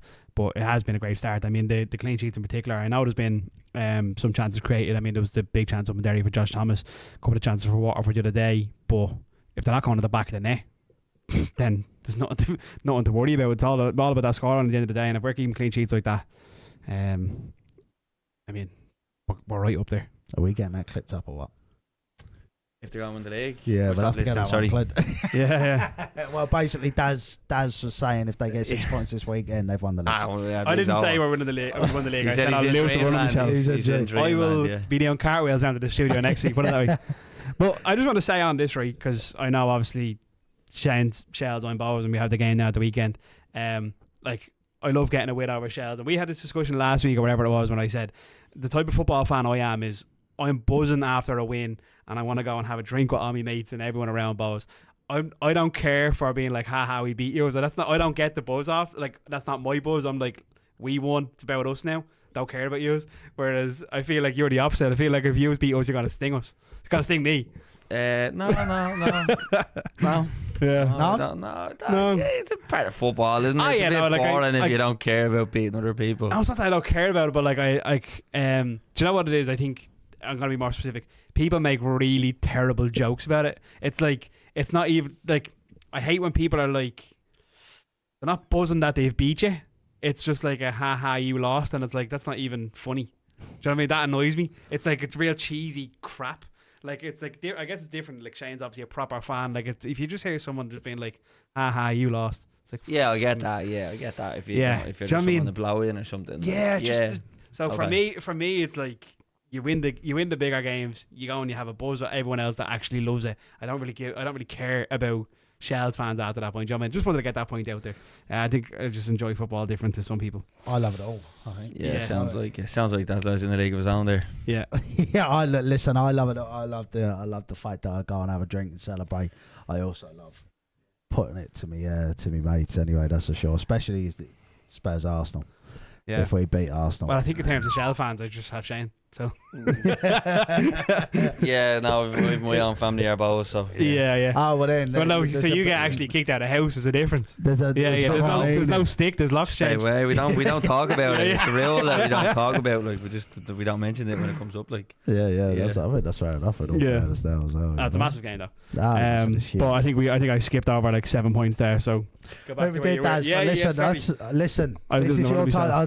This is your time to shine. We said this last night. I don't get yeah. it often, right? Yeah. I mean, when it comes to Bohs, obviously we've had a tough time the last couple of years. So if I get a chance to run away with it, I will. To So be fair to Bohs, as I said earlier, they do remind us of us a few years ago. Just keeping it simple. I did watch back the game against Rovers, the first half. I was expecting this total domination. It just never happened. It was more Bohs dropped off and they picked Rovers off at times. Yeah. The way the media were going on, I thought Bohs were. You have to watch the second half. I don't need to. They've won their up. Rovers are going to come out and they're going to exploit them. I don't need to watch it. They didn't come out. Yeah, but that's even worse then. That speaks more. But the first half alone. No, but was, Rovers didn't lay a glove. They were absolutely. No, I'm not. I don't. No, but they didn't even try. It wasn't. Oh, it wasn't even a case of like, Rovers. By the way, It was like, the And even in the Bohs second half in Waterford, you're only 1-0 up at half time. Bohs didn't decide to just sit back. yeah, Waterford changed shape and they kind of made them sit back. Do you know what I mean? So Yeah. I don't know. I'm going to get a lot of hate. You're just Look, saying it's- this because Bohs are. Stop launching throw-ins at Bohs. Stop launching corners in them. They're going to defend them all day. Like you know what I mean? You're launching. I mean, outside of Daire Power, our back line's like average height is like 6'4". yeah, exactly. It's like it's monstrous. Like Like so they're launching corners. I don't know. I Yeah. haven't been all that impressed as most of the league have with them. Just stop the void, put someone on the void, and I'm not saying you stop Bohs, but just don't let him pick the ball up and pass it around. Like, I wouldn't easier say. said than done, I wouldn't but- say I've been like. I wouldn't say Bohs have absolutely blown me away. By the way, I wouldn't say the second half against Rovers, they were incredible. I thought, Yeah. to be honest. So they with you. keep a shoot a goal in against Derry. Have you been here since then? against No, oh, sorry, Derry, the free kick. That's been since then, has it? No, we haven't been here. I don't think we've been here Haven't now. been here? Sure, even the commentator was like, it's Great a save. great save. He didn't know what was going on. It was the keeper just threw the goal in. Like Yeah, that was their goal. Like no, I would look. I'd say Bohs. We talk about their clean sheets and everything. I mentioned it right at the beginning. I wouldn't even say they defended particularly well. I just think they've kept the ball quite well. That their defence has not been overly tested. I think they got tested slightly in stoppage time against Rovers, and they conceded 2 goals. Do you know what I mean? Oh, do you know, just on that, I actually didn't even know Rovers scored their first goal. I was like, so obviously I'm editing pitch side to get the picture out for full time. So I'm getting the picture ready, 3-0 or whatever. And I hear Bohs fans behind me going nuts saying, blow it up, ref, blow it up. I was like, what's the panic? We're all enjoying this, aren't we? Like, I had no idea they scored 2 until like after full time. Like, I had no idea. Oh yeah, well, silent. Didn't even see the first goal. Hadn't a breeze it went in. Yeah, So I was just chilling, like thinking, well, what's the rush to blow this up? Like, we're having a ball here. to be Missed fair, to see how Reece is saying, I've had to losing him there though. But to be fair to Rennie, I do like the way he's kind of chopped and changed based off opponents. Like McDonald's coming in against Rovers, I thought that was a smart move. I don't know whether it was because of injuries or whatever, but I would have played him because you just weren't going to have the ball. I love him so much. And by the way. even again, he made a block away. He Scrappy. made a great Yeah. block against one of the Waterford players in the first half after Kraske kicked the ball straight to them. And without that runner in midfield, I think, I thought he was good. Yeah, no, I agree with you. I'd love to see, especially last season as well, because he didn't start last season. McDonald he tried to squeeze in a few playmaking centre mids. I'd love to see the points tally of when he does play versus when he doesn't. great point, The yeah. average. I'd love to see it. I think I've always had a fear with Adam. Every time we sign a new midfielder, I always just get this feeling like, oh, they're going to just take Adam out of the team. Like, but I love him so much. And then whenever we have brought in these players, and then Adam, like, he seems to follow the team for like 4 weeks, whatever, and then he just kind He's of a horse slowly. for cautious. Yeah, like, that's exactly but he what kind of just happens. works way back in, and he shows like he's a player for certain games. If you're playing the home to Galway, you don't need him. You know what I mean? You don't need that type of player there. But when you're away to Waterford, you know, it might be back at some point in the game. When you're playing against Rovers, When you're you don't playing need him. Galway, then you need him against Rovers. who do you play then? I mean, Put Flores back in the middle and get the voice soon at the 30. You don't get more creativity on the pitch. Yeah, it's our strongest area of the pitch by far. Like, we just have we've so many options in there at the moment. Like, it was the strongest area last season as well. yeah, like, yeah. and But we obviously had to the balance wasn't resort right. to put lads in like midfielders, the left back and right back. I know we ended up doing that against, was it Rovers? I think that's a choice. Rovers, yeah. That we was didn't have a choice. No, that was a choice. Yeah, against Rovers. No, last year when you Sorry, were playing, last year, yeah. It was a choice. It wasn't. You had to do that. It was a choice to do that. Yeah. But I think it's different now that we have the options to pick who we want in midfield. Like, as long as the two fullbacks are fit, like, which obviously weren't there a couple of weeks ago. Look, they've obviously tightened up at the back, Dave. But would you say attack has been the best form of defence for them, or would you say the defence has been that good? Yeah, like I said, like, but like you said there a minute ago about being able to keep the ball that much better. Like if you have, we have obviously conceded a number of chances, but they've been so few far apart because of the two things being defence being that bit more solid, but not giving the ball away half as much as what we had in the past. I know you like. I just go back to you pointing out Pat Hickey passing the ball away in Derry. That clip, I just love how quick you are at the clips. It's hilarious. I don't know how you find them the way you do. Like you're on voice skill, but you're actually skipping through. And then Shane actually has the fact, and you go, yeah. Not like a second guess that one there. If you even think about saying, oh, Adam McDonald or whatever had a great game, he will find 17 clips of him doing something wrong, and you're like, how did you even do that? But sorry, that was just a point. Tangent there, but no, we've kept the ball so well. We've been really good, and I think we've been good to watch as well, which is different. Like it hasn't been a case of we're winning with a scrappy goal when we've been just kind of off. I think we've actually just been really good this year. Yeah, especially if even he was a bigger player, Tierney or Devoy. Hold on, I've a point here before on that. If you could, I don't want Danny to get injured, but I'm just saying he was a. That's a big. Ross Tierney this year has been involved in essentially every goal in some capacity, bar Dales and Sligo. He got an assist for Colin Whelan down in Sligo. He won the penalty that Colin Whelan scored, and then he played a big part in the other goal for the hat-trick as well. He won the free kick for Dawson Devoy in Derry. He won the penalty. What was the other penalty Colin Whelan scored? I can't remember what games we played now. Sligo. So yeah, Sligo was one of them. He scored another penalty. Oh, Rovers. He won that penalty there. He's been involved in all of the goals, even Conor Parsons' goal. I know he wasn't like the assist in that goal, but he's been involved in literally everything that we've done this year. And I listened to someone the other day on the. What are you laughing at? Just receipts. Right, receipts. Yeah, you love receipts. Someone pointed out the other day, it was on the One Up Top podcast I was listening to, that last year Ross Tierney was the most fouled player in the league. He had fouled 95 times in the league last year, and second was like 40 fouls behind him, which I think was who did they say it was Jad Hakiki. And it's like those fouls, whether they're obviously penalties is one thing, but like buying you time, get you up the pitch. Like that's so important. 95 fouls. He was 95 times he fouled last season. He's been absolutely fantastic. I think I would probably say Ross Tierney. He was like he wasn't happy with his performances last year. Like he would tell you that he was miles off it. But this year he's just looked like the Rossi of old. The Voy for me. But I think you would say Devoy was a better player, but Rossi at the moment is nearly more important. Yeah, that's what I asked. Word. I think Rossi could be replaced. I'm not sure Devoy. No, I think it's the other way around. I don't think. Do you think Devoy could be replaced? No, I don't think you replace either. I think you take either of them out. Who comes into Devoy? Flores potentially could go. I don't know. There's no one like Ross Tierney in the league. Like someone that size to have his like low centre of gravity. He's a strong lad as well. He's a bit quick. He's a little bit of everything. I was saying that I don't know if you remember. I have said Ross Tierney was a better player than Devoy. Yeah, you've said that to me before. Yeah. But I think at this moment in time, I would have Devoy. I don't think he's replaceable. I don't think you can take either of that team. No, I'm not saying you can't. No, I was just asking the question. Who would you think is more important? We all have injuries, so who would you want to not get injured? It's a hypothetical question. Obviously, neither of them, but I was just saying. I don't know. Devoy for me. If I was to choose one out of the two, anyway. Yeah, Devoy.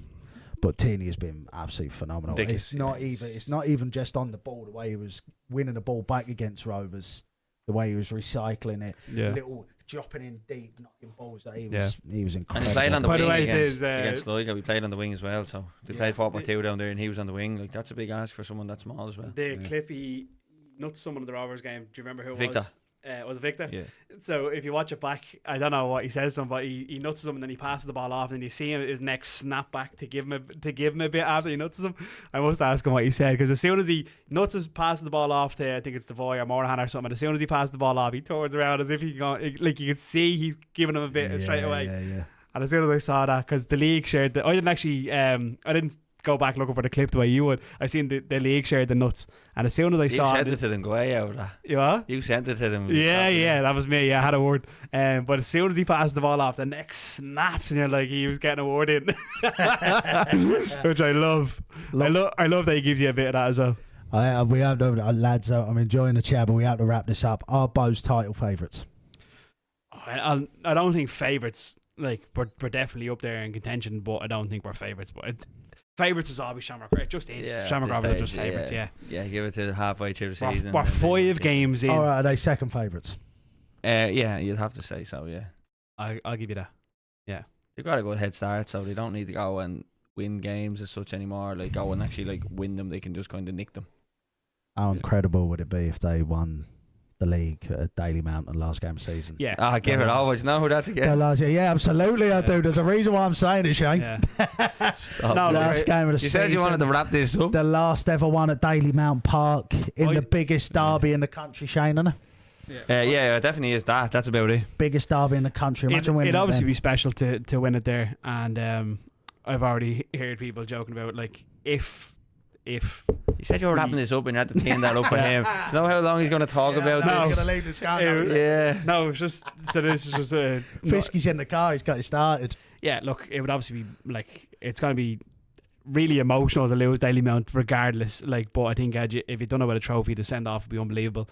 But the last game in Daily Mount is the women are playing Rovers in Daily Mount the next day after the Shells game, and I've already heard people talking about staying in Daily Mount and drinking through to the game the next day if we beat Shells the night before, if we won Just the to night beat before. us. No, so if we won it the night before, staying in Daily Mount and drinking The straight league's through over to the by Rovers April, game the next day. The Bohs not win the league by April, no. No, that was, we only done that in 2023. That Oh, hasn't been okay. repeated since. Yeah. You can only do that once. What was the 4 good takes? Some about probably Bohs, Ross Tierney, I'd imagine. Yeah, 4 good 10. Well, that's all right. Yeah, That's all right. You'll guys, take that. if that happens, That's more than most shows for you, isn't it? yeah, probably. Yeah, I usually get a bit of hate, but look. Yeah. Four's good. Yeah. I'm not sure. I wouldn't say I've made 4 today. Have you made 4 good takes? Absolutely not. No. I don't know what I the don't think forward one was. I don't think I've ever had a good take. You've had 1 or 2. You've had 1 or 2 Well, now. I'll give you that. the one I said about Pats and Dundalk being a diabolical game and that Derry and Waterford would have been the one to watch. That was a good take if I didn't say that the game would have been 0-0.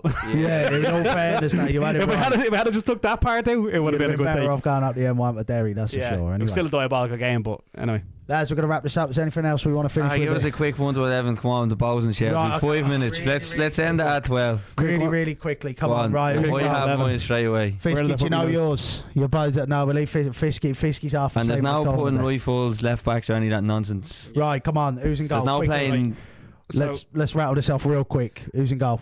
I've done Spiel and goal. Oh, crikey. Who you Kraske. going for? Yeah, I'm Yeah. going Kraske. I was trying to give him that one. To be fair, I'm not going No, to I'll lie. give you No, Kraske. Kraska's in goal. Right, Right back. Darren Power. Mbang. Darre Power. Yeah. Darren Power. I'll go Yeah. Power, yeah. Centre half, I've gone Barrett and Todd.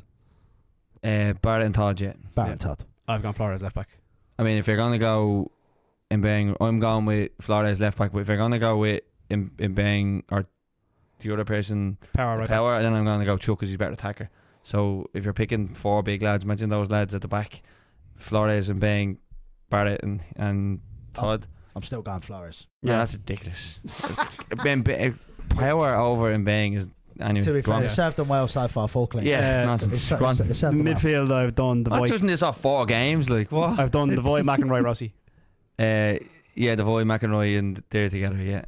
And Yeah. then Rossi is the 10. Yeah. So I've just done that as a three. Yeah. I haven't put them in a formation round. Yeah. And then a front three, I've gone Wood, Wheel and Rooney. Yeah. Over Will Jarvis, will you give it up? Yeah, no, I'm going Jarvis over Rooney, although I really rate Rooney. Yeah. I'm going Jarvis over Rooney. I'll wait and see what Jarvis we get back. Jarvis, Wood, Jarvis, Wood, and Meepo up front. And up front, John Martin. Meepo doesn't. John Martin, yeah. John Martin. Meepo's still there, is he? Yeah, he's still. Where is he? He was in Aston Villa. Yeah, it's definitely Meepo. I got John. I think we've all, to be fair, we've all got common ground apart from the centre forward. We've all gone. Yeah. Fullback, yeah, right forward is ridiculous. Darre Power. Darre Power. You're saying that because you interviewed him. I'll get you the interview and bang then. Yeah, exactly. Is it right? Yeah, okay. And you gave me Casper. I said Spiel because I thought you were going to have a scrap at me over the Rovers game, so I was like, I'll give him Spiel so I don't have to listen to him. No, Trask. I mean, and it's gone to this stage in the league where I just play fly goalie. None of them are very good, so I'll just play no goalkeeper. There you go. Sweep centre half. Centre half. Exactly. Yeah. Paddy Barrett can drop in there and head. Well, we'll take our Taraska, you take our Spiel, we'll put him banging. Yeah. No bother. We're leaving it up. in bed. Yeah, we're not number going one. off current form. Current form, you're not picking Paddy Barrett, but he's won league, so you have to take him. Yeah, I mean, Jarvis has enough credit in the bank. yeah. No, see, I would say this so. is what I said. I don't know what Jarvis we're going to get back just yet. Do you know what I mean? Jarvis over Dale Rooney, and it's not even I- close. Like, Darren is great. it's not. I know even close. you're not a fan of Darren. Only we are. I like that Rooney, but I'm picking Yeah. Jarvis. Do you have a 1 to 11, or have you any idea what you're talking about? No. I've been on this show. I've been on this show for 3 years. Haven't had an idea what I've been talking about. yeah. He's got Chris Shields in the middle anyway. for the Yeah. midfield. Yeah. He's playing, Chris Shields. He's playing in the middle. Unbelievable. Owen Heardy's still in his 1 to 11. Yeah. Fair Right. play to you, lads. Look, we'll wrap that up there. Anyway, anything else before we want to go? I think so. Lads, thanks very much for Win. tuning in as always. 21 watching now. Just make sure you hit the like button before you leave as well. If you haven't subscribed to the channel, please do. There'll be 2 vlogs over the weekend as well. We'll be heading to Oriel Park, Dundalk versus Waterford, and then we'll be there to separate. I'll be there to be refereeing between these two anyway. Yeah. Shells versus Bohs, North Dublin Derby. Thanks very much for tuning in as always. We could be going live next Wednesday. We'll let you know anyway. But anyway, for now, take care of yourselves. Good night. Cheers. Thanks. Peace. Chris Doherty up top.